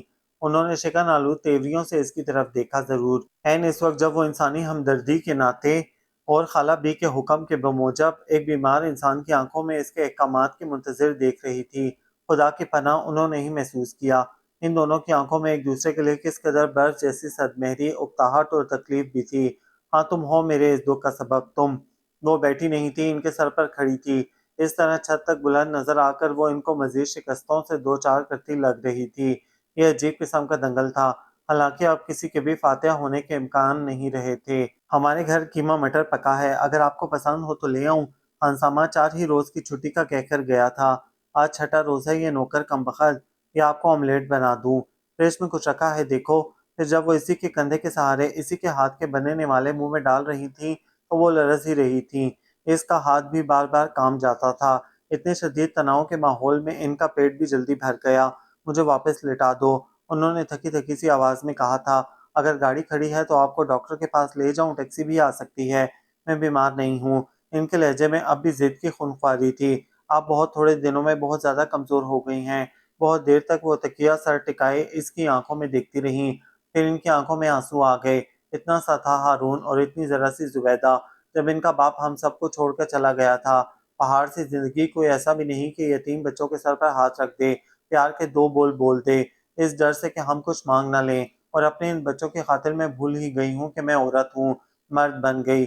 میں نے نوکریاں کی، محنت مشقت کی، اور ساری دنیا کی پرواہ کیے بغیر بچوں کو اس قابل بنایا کہ آج معاشرے میں سر اٹھا کر جی سکیں۔ ہارون کی ذرا ذرا سی تکلیف پر میں نے پوری رات جاگ کر کاٹی ہے۔ کانٹا اسے چبھتا تھا، درد مجھے ہوتا۔ بس ساری زندگی ہم دونوں نے ایک دوسرے کے سہارے کاٹی ہے، اس دن تک جب ان کے خیال میں وہ کس قدر ہولناک دن تھا جس کا تصور کر کے بھی ان کی زبان لڑکھڑانے لگی تھی۔ کتنی دیر تک چپ رہ کر انہوں نے آنکھوں کے بھیگے کنارے پونچھ لیے۔ تم بھی عورت ہو، ایک ایسا دن تم پر بھی آئے گا، تمہیں قسم ہے مجھے سچ سچ بتا دو، میرا بیٹا کہاں گیا؟ وہ سر سے پاؤں تک کام گئی، دھڑام دھاڑ، اسے لگا اس قدیم گھر کی چھت اس کے سر پر آ پڑی ہے، اور اگر وہ دیر تک اسی طرح کھڑی رہی تو زمین بھی اس کے پیروں سے نکل جائے گی۔ اس نے لڑکھڑاتی ٹانگوں سے کرسی کا سہارا لیا اور گرنے کے سے انداز میں بیٹھ گئی۔ وہ پھٹی پھٹی آنکھوں سے ان کی طرف دیکھ رہی تھی۔ میں نے تو کبھی تصور بھی نہیں کیا تھا، خود پر اتنا اعتماد ہی نہیں کیا کہ یہ کمینگی کر سکوں، بلکہ اس نے مجھے کبھی یہ جرأت نہیں دی۔ میں نے کبھی سوچا بھی نہیں تھا کہ آپ دونوں کے درمیان۔ پھر وہ چپ ہو گئی۔ آپ نے کبھی میری بات کا اعتبار نہیں کیا، کیا فائدہ؟ لیکن پھر بھی میں آپ کو ضرور بتاؤں گی کہ میرے تو علم میں یہ بھی نہیں تھا کہ وہ کہیں چلے گئے۔ کہاں چلے گئے ہیں بھلا؟ کیسے پتہ ہو سکتا ہے؟ اس نے ٹھیک ہی سوچا تھا۔ انہوں نے انتہائی بے اعتباری سے اس کی طرف دیکھا اور آنکھیں بند کر لیں۔ مجھے نیند آ رہی ہے۔ وہ چپ چاپ اٹھ کھڑی ہوئی، یوں ہی دروازے تک جاتے جاتے اس نے پلٹ کر دیکھا، وہ اسی کی طرف دیکھ رہی تھیں، اور یہ کتنی عجیب بات ہے کہ دونوں کے خیالات میں ایک دوسرے کے بارے میں ذرا بھی تبدیلی نہیں آئی تھی۔ نفرت، غصہ، ضد، حسد، اور ان کے احساسات ایک دوسرے سے پوشیدہ بھی تو نہیں تھے، ان کی نظریں ایک دوسرے کے مقابل ہی تھیں۔ لیکن وقت کیسی ستمگر کیسی چیز ہے کہ کن دو کو ایک دوسرے کے مقابل لا کھڑا کیا تھا۔ آپ نہ بھی چاہیں تو برداشت کرتے رہیں۔ روبا انہی سڑکوں اور گھروں میں کھیل کر پلی بڑی تھی۔ روبا کے نانا، ماموں کے دوست اور ان کے اولادیں سب ادھر ادھر ہی تھے، دائیں طرف کوئی سڑک پار اور کچھ نہیں تو اگلی گلی میں۔ پھر وہ انکل رزاق، کرنل افتخار چودھری انکل کی بہو، مفت مشورہ دینے والے ڈاکٹروں کی ایک لائن لے کر حاضر ہو گئی۔ یوں بھی پاس پڑوس سے محبت مروت برتنا علاقے کی روایت میں سے تھا۔ بس ذرا دیر کی بات تھی، اس نے ہارون کی امی کو خود بخود ہی اپنی ذمہ داری تصور کر لیا، جیسے کوئی اپنا بگڑا لاڈلا بچہ آپ کے دروازے چھوڑ کر چلا جائے۔ ہارون کیوں چلا گیا؟ وہ اپنے خراب ہونے کی شکایت کرے بھی تو کس سے؟ ڈاکٹروں کا تنتا بن گیا، نئے پڑوسی آئے ہیں، آپ اتفاق سے کبھی ملاقات ہی نہیں ہوئی۔ ہارون صاحب تو رات گئے ہی آتے تھے، آپ لوگ رحمت بھائی کے گھر آئے ہیں، بھائی آپ ہمارے لیے ایسے ہی ہیں جیسے وہ تھے۔ ارے 40 برس کا ساتھ رہا ہے ہمارا اور ان کا، اور ایسے فرشتہ خصلت لوگ۔ انہوں نے کان بند کر لیے، ان کی طبیعت خراب تھی، انہیں صدمہ جھیلنے کی عادت بھی نہیں پڑ رہی تھی، اور اس پر ایسے ایسے لوگ ان کے جی کو جلانے آ جاتے۔ وہی ذکر وہی قصہ سنتے سنتے کان پک گئے، اور وہ سننا بھی نہیں چاہ رہی۔ بیماری کچھ بھی نہیں نکلی، انہیں بھی پتا تھا کوئی بیماری نہیں ہے، صرف کمزوری اور نکاہت تھی۔ دراصل کیا تھا، اب اجنبی لوگوں کو وہ کیا قصہ سنانے بیٹھے۔ آپ تو خوش قسمت لوگ ہیں، تیماردار بھی کون ملا، آپا بھی اور ربا۔ ارے ربا کی امی نے تو اس محلے کا کوئی گھر ایسا نہیں چھوڑا تھا جس کے چلے میں اچھوانی بنا کر نہ بھیجی ہو۔ ہم تو احسان مند ہیں اس بلاک کے، اس گھر کے۔ وہ آنکھیں بند کر لیتی۔ ان کی بیٹی ریاض میں تھی، انہوں نے ریاض جانے سے اور اس کو یہاں بلا کر رکھنے سے انکار کر دیا تھا۔ ان کا میکا سرگودا میں تھا، اور میکا بھی کیا تھا، ایک بہن اور اس کے بچوں کا ہی دم تھا، لیکن سردست وہ کسی کی کوئی خدمت لینے کے موڈ میں نہیں تھی، اور ربا کی تو ہرگز بھی نہیں۔ لیکن ان کے پاس کسی مسئلے میں کوئی چوائس نہیں تھی، اور وہ اس قدر خاموش ہو گئی تھی کہ ربا کو ان پر رحم آتا۔ تقدیر بھی عجب ستم گر چیز ہے، جس چیز پر ہم فخر کرتے ہیں اور اتراتے پھرتے ہیں وہی ہمارے غرور توڑنے نکل جاتے ہیں۔ وہ ہر روز یونیورسٹی سے واپس آ کر کئی گھنٹے ان کے پاس گزارتی، کتابیں سامنے کھلی ہوتی اور اس کا ذہن ادھر ادھر بھٹکتا پھرتا۔ پتہ نہیں ذہنی اذیت سے ان کی نجات کب ہوگی، اور وہ جو یوں بے دردی سے ان کے ساتھ بھی اور اس کے ساتھ بھی سارے رشتے توڑ پھوڑ کر چلا گیا ہے، کب ملے گا، اور ملے گا بھی کہ نہیں۔ کبھی کبھی اسے اندازہ بھی نہ ہوتا۔ وہ کتاب کھولے خود سے اتنی دیر تک الجھتی، پھر وہ اپنے آپ سے بحث کرنے لگتی۔ دونوں طرف کے دلائل اسے دینے پڑتے۔ بعض اوقات مباحثہ خوفناک شکل اختیار کر جاتا، اور جب وہ اچانک موجودہ دنیا میں واپس ہوتی تو وہ اس کی طرف بہت غور سے دیکھ رہی ہوتی تھی، گویا ان کے علم میں تھا۔ وہ بھی خود سے الجھتی رہتی ہے، لیکن پھر ہمیشہ کی طرح وہ دونوں لا علم ہونا پوز کرنے میں مشغول ہو جاتی۔ پھر ادھر ادھر کی ٹالنے والی بے شمار باتیں۔ وٹامن لینے کا وقت ہے، اب یخنی لے لینی چاہیے، اب ان کو گرم پانی کی بوتل درکار ہے، اور دکھوں کی اس حلقال میں ان کا کب کا سویا ہوا کمر کا درد بھی جاگ اٹھا تھا۔ عطیہ آ جاتی تو بڑبڑانے لگتی، یہ کیا مذاق ہوا بھلا، خدمت میں عظمت ہے، نیکی کر دریا میں ڈال، اخلاقیات کے سارے صفحے تم نے گھول کر پی لیے ہیں، اپنی طرف سے بڑی بھلائی کر رہی ہو، اور پتہ ہے وہ کیا سمجھے گی، کہ شاید تم ان کا بیٹا ہڑپ کرنے کے لیے خوشامد میں لگی ہوئی ہو۔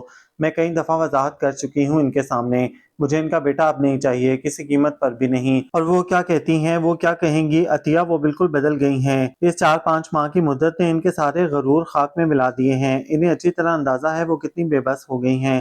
اور میرے پاس کیا ہے، میرے پاس بھی تو کوئی چوائس نہیں، میں اتنی بوڑھی عورت کو بے سہارا کیسے چھوڑ دوں۔ یہ نہ نیکی ہے، نہ محبت، نہ کچھ پانے کی خواہش، نہ کھو دینے کا خوف، بس یوں سمجھ لو خدا ترسی ہے اور ہمدردی۔ اگر انسان کی جگہ کوئی جانور ہوتا اسی قدر بے بس اور لاچار، تو بھی میں یہی کچھ کرتی۔ ہم دونوں نے اپنی اپنی مجبوریوں سے مصالحت کر رکھی ہے، ان کے اختیار میں بھی ہوتا تو مجھ سے خدمت لینے کے بجائے مر جانا پسند کرتی۔ سوچو ذرا، یہ مذاق صرف میرے ساتھ ہی نہیں ہوا، ان کے ساتھ بھی ہو رہا ہے۔ بہت کچھ عطیہ سمجھ بھی نہیں پا رہی تھی۔ وہ ربا کو تلاش کرتی کرتی ان کے کمرے میں آئی تو اسے زور کا دھکا لگا۔ جو کچھ وہ دیکھتے رہنے کی عادی ہو گئی تھی وہ نہیں دیکھ رہی تھی۔ ربا ان کے بستر پر چوکڑی مارے ان کے کمبل میں کانپتے گھٹنے آہستہ آہستہ دباتی جا رہی تھی، اور بچپن کا کوئی نہایت ہی غیر دلچسپ قصہ بہت ہی تفصیل سے سنا رہی تھی، جس کو وہ انتہائی دلچسپی سے سن بھی رہی تھیں۔ ان دونوں نے اسے نہیں دیکھا تھا، لیکن وہ دروازے میں کھڑی کھڑی بڑی توجہ سے دونوں کو دیکھ رہی تھیں۔ شفقت اور محبت سے بھرا ان کا بوڑھا چہرہ بڑا نورانی سا لگ رہا تھا۔ ان کے چہرے کی ایک ایک جھری اور ایک ایک مسام سے جیسے ربا کے لیے محبت برس رہی تھی، اور وہ بھی تو ان کے اس قدر نزدیک تھی۔ ان کے کھڑے گھٹنوں سے ٹیک لگائے ان کو آہستہ آہستہ دباتے سہلاتے مؤدب با احترام۔ جدائی کا یہ مشترکہ عذاب بھی بڑی عجیب چیز ہے۔ حالانکہ ہارون کو اس گھر سے گئے صرف 5 ماہ ہوئے تھے، اور جانے کتنے زمانے گزر گئے تھے۔ ارے یہ تو عطیہ آئی ہے، بیٹھو بیٹی، اب کیا فائدہ، عطیہ موقع ملتے ہی تقریر کرتی۔ وہ جو کہتے ہیں نا، آخری دم کوئی کہاں آیا بھی تو کیا۔ میں گئی تھی خالہ بی کی طرف، پتہ چلا تم یہاں ہو۔ حسب عادت ایک بات بتاؤ، سچ سچ تمہیں وہ شخص یاد آتا ہے؟ ہرگز نہیں، اس نے بلا توقف کہا۔ میرا اس سے کیا رشتہ ہے، مجھ سے اس نے کون سا وعدہ لیا ہے یا آس دلائی ہے کہ وہ میرے لیے آ جائے گا؟ میں اتنی بے غیرت نہیں ہوں۔ عطیہ کو شک سا گزرا۔ وہ اسے برا بھلا نہیں کہہ رہی، وہ تو ماتم کر رہی ہے۔ آخر کیا ضرورت ہے پھر دن کا بیشتر حصہ اس شخص کی ماں کے گھٹنے سے لگ کر گزار دینے کی؟ اور جب آپ کو دعویٰ ہے کہ محبت بھی نہیں، وہ جھنجھلانے لگی۔ ابھی وہ خالہ بی سے مل کر آئی تھی، بلکہ کتنی دیر ان کے پاس بیٹھنے کے بعد بھی جب اس کی واپسی نہیں ہوئی، اور خالہ بی نے زیر لب اور ڈھکے چھپے لفظوں میں اسے نصیحت کی تھی کہ وہ اسے سمجھائے کہ اس پاگل پن سے آخر کیا حاصل ہو سکتا ہے، اور یہ کہ اس کا خط آیا تھا گھر سے۔ ربا کی امی نے لکھا تھا کہ رشتہ بہت اچھا ہے، وہ لوگ خواہش مند بھی ہیں۔ اب جب کہ اس کا ایم اے مکمل ہونے کو ہے تو بے جا تاخیر سے کیا حاصل۔ پھر اچھے رشتے آسانی سے ملتے بھی کہاں ہیں۔ خالہ بھی بتا رہی تھیں گھر کا لڑکا ہے اور ان کا دیکھا بھالا ہے، اس کی اور ربا کی بنتی بھی بہت تھی۔ ربا نے وحشت سے چاروں طرف دیکھا۔ وہ تو ٹھیک ہے عطیہ، لیکن پوری زندگی کا معاملہ ہے، کم از کم ذہنی طور پر تیار تو ہونے دو۔ دراصل ہم سب کو گمان ہے کہ تم بہت میچور لڑکی ہو اور تمہیں بہت سی باریکیوں کا احساس بھی ہے۔ خالہ بھی کے بقول جس منزل پر جانا نہیں اس کا راستہ کیا دریافت کرنا، یا اگر کوئی بات ہے تو پھر سچ سچ بتا دو۔ اس کے حلق میں بہت سی کڑوی کڑوی چیزیں آ کر روک گئیں، پھر لڑکتی آنکھوں کی طرف چلیں۔ لمحہ بھر میں سارے منظر جل تھل ہو گئے۔ کوئی بات کیا ہوگی عطیہ، وہ کس بزدلی سے بھاگ گیا ہے؟ اس نے میری تو پرواہ کی ہی نہیں، اپنی ماں کی بھی نہیں کی۔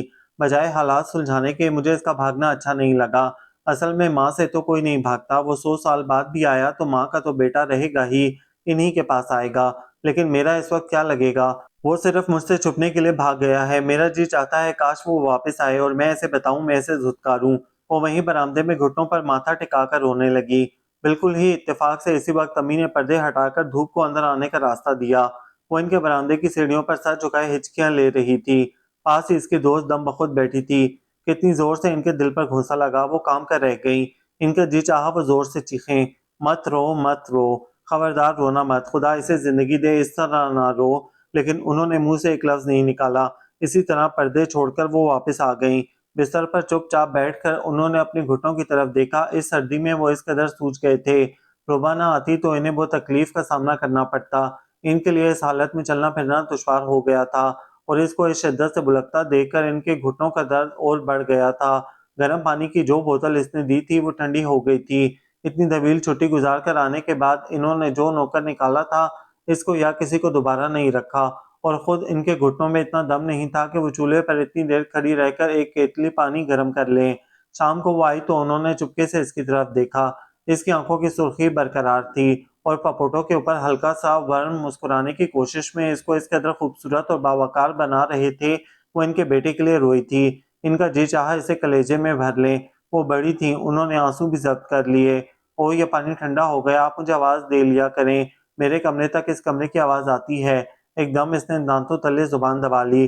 پتہ نہیں وہ اس بات کا کیا مطلب نکال لیں۔ دفعتاً انہیں ہنسی آ گئی۔ پھر ان دنوں اماں خود ہی آ گئیں۔ خالہ بی نے جو خط کا جواب دیا تھا اس سے کچھ بھی واضح نہیں ہو رہا تھا، اور ان لوگوں کو جلدی تھی۔ وہ تو کہتے ہیں منگنی ہو جائے فوری طور پر تاکہ اور لوگ نظر نہ رکھیں۔ ہاں شادی امتحانوں کے بعد صحیح۔ وہ تو میں نے کہہ دیا تھا امتحانوں سے پہلے میں شادی نہیں کرنے کی۔ اس طرح تو اس کے ابا کبھی راضی نہیں ہوں گے۔ خالہ بھی ابھی تک ہچکچا رہی تھیں۔ تم آئی ہوئی ہو، پوچھ لو خود ہی۔ سارا دن اماں خالہ بی سے رشتے کی باتیں کرتی رہیں اور سنا سنا کے ربا کے کان میں ڈالتی رہیں۔ کیا کیا خوبیاں ہیں احسان میں، اور کس قدر شوق سے وہ لوگ ربا کو مانگ رہے ہیں۔ پھر خالہ بی ہی جزبز ہونے لگیں۔ انہوں نے ربا کو ٹوکا، ارے سارا دن گزر گیا، خاتون بیچاری اکیلی پڑی ہوں گی۔ اچھی تمہاری اماں آئیں، جا کر جھانکا بھی نہیں۔ کون لوگ ہیں آپا بی؟ ہے ملنا جلنا، اپنی طرف کے ہیں؟ نہیں مقامی ہیں، خالہ بی نے دھیمے سے کہا۔ اور تم یوں سر جھاڑ منہ پہاڑ اٹھ کر چل پڑتی ہو؟ کون کون رہتا ہے وہاں؟ ربا کے دل سے ایک ہوک سی اٹھی۔ پھر اس نے آنکھیں جھکا لیں، بس ایک خاتون ہے اکیلی۔ ہائے اکیلی؟ اماں حیران رہ گئیں۔ 10 بہن بھائیوں اور 5 بچوں کی موجودگی میں انہیں اکیلا لفظ بڑا اجنبی اجنبی اور حیران کن سا لگا۔ چلو میں بھی تمہارے ساتھ سلام علیک کر لوں، مزاج کی کیسی ہیں؟ اماں اتنے مشکل مشکل سوال کریں گی، یہ تو ربا نے سوچا تھا نہ خالہ بی نے۔ وہ اپنی کرسی پر تسبیح سنبھالے سر جھکائے دانے گرا رہی تھیں۔ اماں نے ان سے پہلے اپنے گھر کے در و دیوار کی طرف حسرت سے دیکھا۔ ہاں آپا بھی، کیا بھلا وقت تھا گزر گیا۔ سلام علیکم، مزاج کیسے ہیں آپ کے؟ جیتی رہو خوش رہو، ربا کی امی ہو لگ ہی رہا ہے۔ کتنے خوش نصیب ہوتے ہیں وہ والدین جنہیں خدا ایسی صالحہ اولاد عطا کرتا ہے۔ اماں کا سینہ فخر سے تن گیا۔ تھوڑی دیر کے لیے خدا کا حوالہ بھی ان کے ذہن سے محو ہو گیا تھا۔ اپنا ہی ہے ہر کارنامہ۔ آپ یہاں تنہا رہتی ہیں؟ جی ہاں، آج کل اکیلی ہوں، میرے شوہر تو بہت پہلے فوت ہو گئے تھے۔ بیٹا باہر ہے ان دنوں، اور بیٹی ریاض میں ہوتی ہے۔ لمحہ بھر کے لیے امی نے عادتاً ان کی زندگی میں دخل دینا چاہا۔ بیٹی ریاض میں ہے اور بیٹا باہر، آخر باہر کا کوئی نام بھی ہوگا، لیکن ان کے فکرے ادھورے رہ گئے۔ خاتون نے اماں کی بات کاٹ کر کہا، بیٹی اپنی والدہ کی کوئی خاطر کرو، کوئی چائے وغیرہ بناؤ۔ معاف کیجیے گا، میں اپنے گھٹنوں سے مجبور ہو جاتی ہوں۔ اس موسم میں خدا نے فرشتوں کی طرح ان لوگوں کو میری مدد کے لیے بھیج دیا ہے۔ آپ رہیں گی کچھ دن؟ اماں کا دل ابھی تک دیواروں کواڑوں کے راستے گھر میں گھوم رہا تھا۔ وہ ایک دم چونکی۔ نہیں، زیادہ دن نہیں، وہ دراصل ربا کے رشتے کی بات چل رہی ہے۔ ربا؟ اماں کو یکدم کمرے میں اس کی موجودگی کا احساس ہوا۔ خالہ نے کیا کہا ہے بیٹا؟ जाओ चाय बना कर लाओ। वो चुपचाप बावर्ची खाने चली गई। खाला भी बेकसी से गर्दन उठाए बहन का मुंह देख रही थीं। काश वो इनका मुंह बंद कर सकती, लेकिन अम्मा तो अनजान पने में अपने घर की दीवारों में बैठी खातून को अपना समझकर तफसील वार हर नुक्ता बयान कर रही थीं। इनका रंग फक हो गया। कुछ देर के लिए वो कंग सी हो गईं। बहुत देर के बाद इनके मुंह से निकला, खुदा नेक नसीब करे, आपकी बेटी इस कदर अच्छी है, जहाँ जाएगी उजाला कर देगी। बड़ी अच्छी हैं आपकी पड़ोसन आपा भी, इस कदर फूल झड़ते हैं मुंह से दुआएं देते हुए, लेकिन कुछ अजीब सी भी हैं।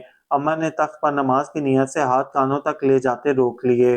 काहे को भई, और ये अंदाज तुमने कहाँ से सीखा? आधी तारीफ आधी बुराई, वो भी चाहे नमाज पर बैठकर। ओ खुदा माफ करे, अम्मा खजल हो गई। ऐसा लग रहा था जैसे किसी बात पर वो बहुत पछताती हैं, बहुत शर्मसार हैं, जैसे इनका कोई नाकाबिले तलाफी नुकसान हो गया है। पहले तो मैं समझी शायद बेटा बहू को लेकर अलग हो गया है, वो तो बाद में पता चला। अल्लाह अकबर। अम्मा की नीयत बन गई। शुक्र है रुबा ने सुख का सांस लिया। ये अंदाजे तखमीने जैसे किसी मुश्तरका राज के तख्त। खाला भी और रुबा ने कनखियों से एक दूसरे की तरफ देखा था। अम्मा 3 दिन ही ठहरी, बच्चों के इम्तिहान हो रहे थे। वो ना पहुंची तो डंडे बजाते फिरेंगे। हालांकि वो इस कदर गैर जिम्मेदार नहीं थे और सब कुछ तय भी कर गईं। ये जुम्मा छोड़कर अगला जुम्मा मैं दे देती हूँ बस। एक तो जुम्मा ही है, 2 छुट्टियां ले लेना, आपा भी के साथ पहुंच जाना, बस रस्म ही तो करनी है, कोई दुनिया दिखावे को तो कुछ करना नहीं। अम्मा तो चली गईं, इसके पास बहस करने का कोई सबब था न टालने की गुंजाइश। किस बुनियाद पर, किस सहारे? इसने पहली मर्तबा खुद को कितना बेबस, अकेला और तन्हा तन्हा महसूस किया। दिन भर बिस्तर पर पड़ी आंसुओं को टालती रही। वो किस लिए रोएगी और क्यों? इसे किसी से मोहब्बत नहीं, और क्या फर्क पड़ता है, किसी से भी शादी हो जाए, वो कोई भी हो, इसका कोई भी नाम हो। इसने 3200 मर्तबा सोचा, और हर मर्तबा ऐसे लगा कोई इसे कहता हो, अगर किसी वजह से देर हो जाए या दूरी आ जाए, चाहे आर्जी हो चाहे बहुत तवील, पता नहीं वो सोचती तवील का क्या पैमाना है। और अमूमन इंसान की बातों का कोई मतलब नहीं होता, वो जज्बाती होकर बहुत सी बातें कर जाता है जिनको अमली जामा पहनाने का शायद कोई इरादा भी नहीं होता। फिर इसे लगता वो कह रहा है, खुदा को मैंने अपने इरादों के टूटने से बचाना है। किस कदर सहूलत है इंसान के लिए, अपने कमजोर अज़ाइम के दिफा के लिए किसी मुक़्तदर हस्ती के बयान का सहारा ले लो और महफूज हो जाओ। फिर इस दिन इनके बिस्तर पर इनके कंबल में पाँव दिए कितनी देर इनसे बातें करती रही। गुफ्तगू का ये रुख बहुत मोहतात होता था। इसमें दोनों तरफ से कम ही वो जिक्र आता जिससे वो दोनों ही भागती थीं। तुम्हारी वालदा ने बुलवाया था, तुम जा रही हो बेटी? जी, इसने थके थके लहजे में कहा था। और खाला भी जा रही हैं, मैंने अतिया से कह दिया है, वो 3 दिन के लिए आपके पास आ जाएगी। फिर कितनी देर के लिए इन पर सख्ता तारी रहा। वो इसकी इतनी इनायतों पर ममनू होने का इजहार भी नहीं कर सकी। मुझे माफ कर देना बेटी, मैं तुम्हारे लिए हर वक्त दुआ करूंगी। तुम भी मुझे बुरे अंदाज में याद ना करना। इसकी आंखें झलक उठी। पता नहीं अम्मी, शायद मैं ही कम हौसला थी। फिर कितनी देर वो सर झुकाए आंसू बहाते रही। सदमे ने जितना इन्हें सब्र दिया था, इसी कदर इसे बेसब्रा बना दिया था। इन्हें रोने से वहम आता था। इन्होंने तो 2 आंसू बहाकर पहुंच भी लिए, लेकिन रुबा ने जी भरकर आंसू बहाए थे। कोई और दिन होता तो शायद रुबा इनके सामने आंसू बहाने की जुर्रत करती, ना वो यूं खुश्क से बूढ़े गालों पर 2 आंसू बहाकर अपने आंसुओं की तौहीन करती। वो यूनिवर्सिटी से वापस आई तो खाला भी बाथरूम में थी। करेले गोश्त अभी तक देगची ही में पड़े थे, वरना आम तौर पर वो इसके आने से पहले ही डोंगे में निकालकर ट्रे लगाकर रखती थी। वो इनको खाना दे आती तो खाला भी के साथ बैठकर खा लेती। खाला भी शाजी खाना खाने वहां जाती थी। इसने सोचा खाला भी के बाहर आते ही वो दौड़कर वापस आ जाएगी खाने में शामिल होने के लिए। इसने डोंगे में सालन निकाला और घर के दूसरे हिस्से में आ गई। आते ही हस्बे आदत इसने फ्रिज खोला। इसका अंदाजा सही था, वो जो सुबह सूप रख के गई थी वो वैसा ही पड़ा था। बावर्ची खाने के काउंटर पर खाली प्यालियां और निचड़े हुए दूध के पैकेट उंधे पड़े थे। हाँ, ये रात रात में क्या हो गया? अम्मी, अम्मी, कोई मेहमान आए हैं क्या? अम्मी, आपने सूप क्यों नहीं पिया? इसने बुलंद आवाज से पुकारा था, लेकिन जवाब आने के बजाय इसे अपनी पुश्त पर किसी के कदमों की आहट सुनाई दी। वो मुड़ी ही थी कि बर्फ की तरह जामिद हो गई।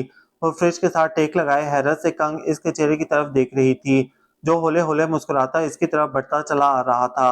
कितनी देर के लिए इसे अपना आप भूल गया। इसका हैरत से फीका पड़ता चेहरा आहिस्तगी से नीचे झुका ही था कि इसने दोनों हाथों में थाम कर सीधा कर लिया। छोड़े मुझे, इसने किसी सबब के बगैर चिल्लाकर कहा था। ठहरो, मुझे करीब से देख तो लेने दो, ये वही लड़की है या बदल गई है? आप कौन होते हैं? आप तो चले गए थे ना? इसने इसे मजीद करीब होता देखकर हल्का सा झटका दिया था।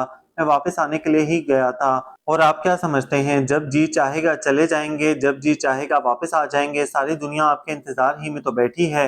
नहीं बैठी, कसम खाओ। इसकी आंखें पानी से भर गईं। कितना आसान है ये सब आपके लिए। किसी को भी बताए बगैर आप गायब हो गए। आपको किसी पर रहम नहीं आया, हत्ता कि अपनी बूढ़ी माँ पर भी। इन्हें किसी के सहारे छोड़ गए थे तुम्हारे। यकीन करो, मुझे पता था तुम इन्हें कभी तन्हा नहीं छोड़ोगी, اور مجھے یہ بھی پتا تھا میری ماں ایک دن تم سے اتنی سخت محبت کرنے لگیں گی کہ تمہارے حوالے سے مجھے بھی جھڑکیں گی۔ بہرکیف اس نے اپنا آپ جھلا کر چھڑاتے ہوئے کہا تھا، آپ کے یہ گمان غلط ہیں، اپنی خوش فہمی دور کر لیں۔ اچھا، اس نے شرارت سے دیکھا تھا، تمہاری ساری رنجشیں، غصے، دھمکیاں سر آنکھوں پر، لیکن امی تو کچھ اور ہی قصہ سنا رہی تھیں۔ وہ معاف کر سکتی ہیں سہولت سے، آپ ان کے بیٹے ہیں، میں نہیں کر سکتی۔ اصل میں قصہ یہ ہے، اس نے بہت دھیمے لہجے میں اس کے کان میں بولنا شروع کیا تھا، جو کچھ ہوا مجھے معلوم تھا یہ اسی طرح ہوگا، بس مجھے درمیان سے ہٹ جانا چاہیے۔ تم دونوں ایک دوسرے کے خلاف نہیں ہو سکتے تھے، اور یوں بھی مجھے گلف میں کچھ کام تھا، میں نے سوچا کام میں نپٹا لوں اور تم لوگوں کو بھی۔ اب جب امی مجھے گھبرا کر بتا رہی تھی کہ تمہاری منگنی ہونے والی ہے، میں دوڑ کر جاؤں اور تمہیں وہاں سے چھڑا کر یہاں لے آؤں، تو یہ سب میرے لیے غیر متوقع نہیں تھا۔ مجھے اندازہ ہے ربا، میں نے کچھ وقت لگا دیا، لیکن مجھے پتا تھا تم ان وعدوں کی بھی پابند رہو گی جو تم نے مجھ سے کیے ہی نہیں۔ بہرکیف وقت بھی گزر گیا۔ ہارون کون آیا ہے؟ ہارون، اور برآمدوں سے گونجتی آواز جیسے باورچی خانے تک پہنچی ہی نہیں۔ دیکھو، اب تک جو کچھ تم نے میری دشمنی میں میرے خلاف سوچ رکھا تھا اسے بھول جاؤ اور معاف کر دو۔ مجھے ان 7-8 ماہ کے بارے میں بتانا بھی ہے اور سننا بھی۔ اچھا ہے نا کچھ اور دیر ہو جاتی، آپ اپنے تجربات کرتے رہتے، میں ضرور منگنی کر ڈالتی۔ خیر منگنی آپ کی نہیں ہو سکتی تھی، وہ تو میں نے عطیہ کو سمجھا دیا تھا، جب کوئی بڑی گڑبڑ ہو تو فوراً مجھے۔ اوپس، ہارون نے زبان دانتوں تلے دبا لی۔ اس نے ہکا بکا ہو کر اس کی طرف دیکھا تھا۔ اس کا مطلب ہے مجھے 1 سے زائد لوگوں کے حساب چکانے ہیں، اور یہ عطیہ تو میں کبھی بھی۔ وہ دانت بھینچ کر گھرائی۔ اچھا سنو، فی الحال تو امی کے پاس چلو، میں ہر قسم کے حساب کتاب کے لیے تیار ہو کر آیا تھا۔ اور امی نے ہارون کی تلاش میں کمرہ کمرہ جھانکتے باورچی خانے میں قدم رکھا تو وہ لمحہ بھر کو رک سی گئیں۔ وہ اس کی کمر کو ہاتھ سے سہارا دیے، اس کا چہرہ اوپر اٹھائے، اس کے بہتے آنسوؤں کو پہنچتے اس کے کان میں کچھ کہہ رہا تھا۔ کیا کہہ رہا تھا؟ انہیں فرصت نہیں تھی اور ضرورت بھی نہیں۔ سوٹ کیس تیار ہو چکا تھا، آپا بھی کا نہانا ہی ختم نہیں ہو رہا، انہیں تو ابھی روانہ ہونا تھا ربا کے گھر اسی وقت۔ یہ ناول آپ سب کو کیسا لگا؟ کمنٹس میں اپنی رائے ضرور دیں، ہمیں انتظار رہے گا۔ ہمارے چینل کو لائک کریں، شیئر کریں، سبسکرائب کریں۔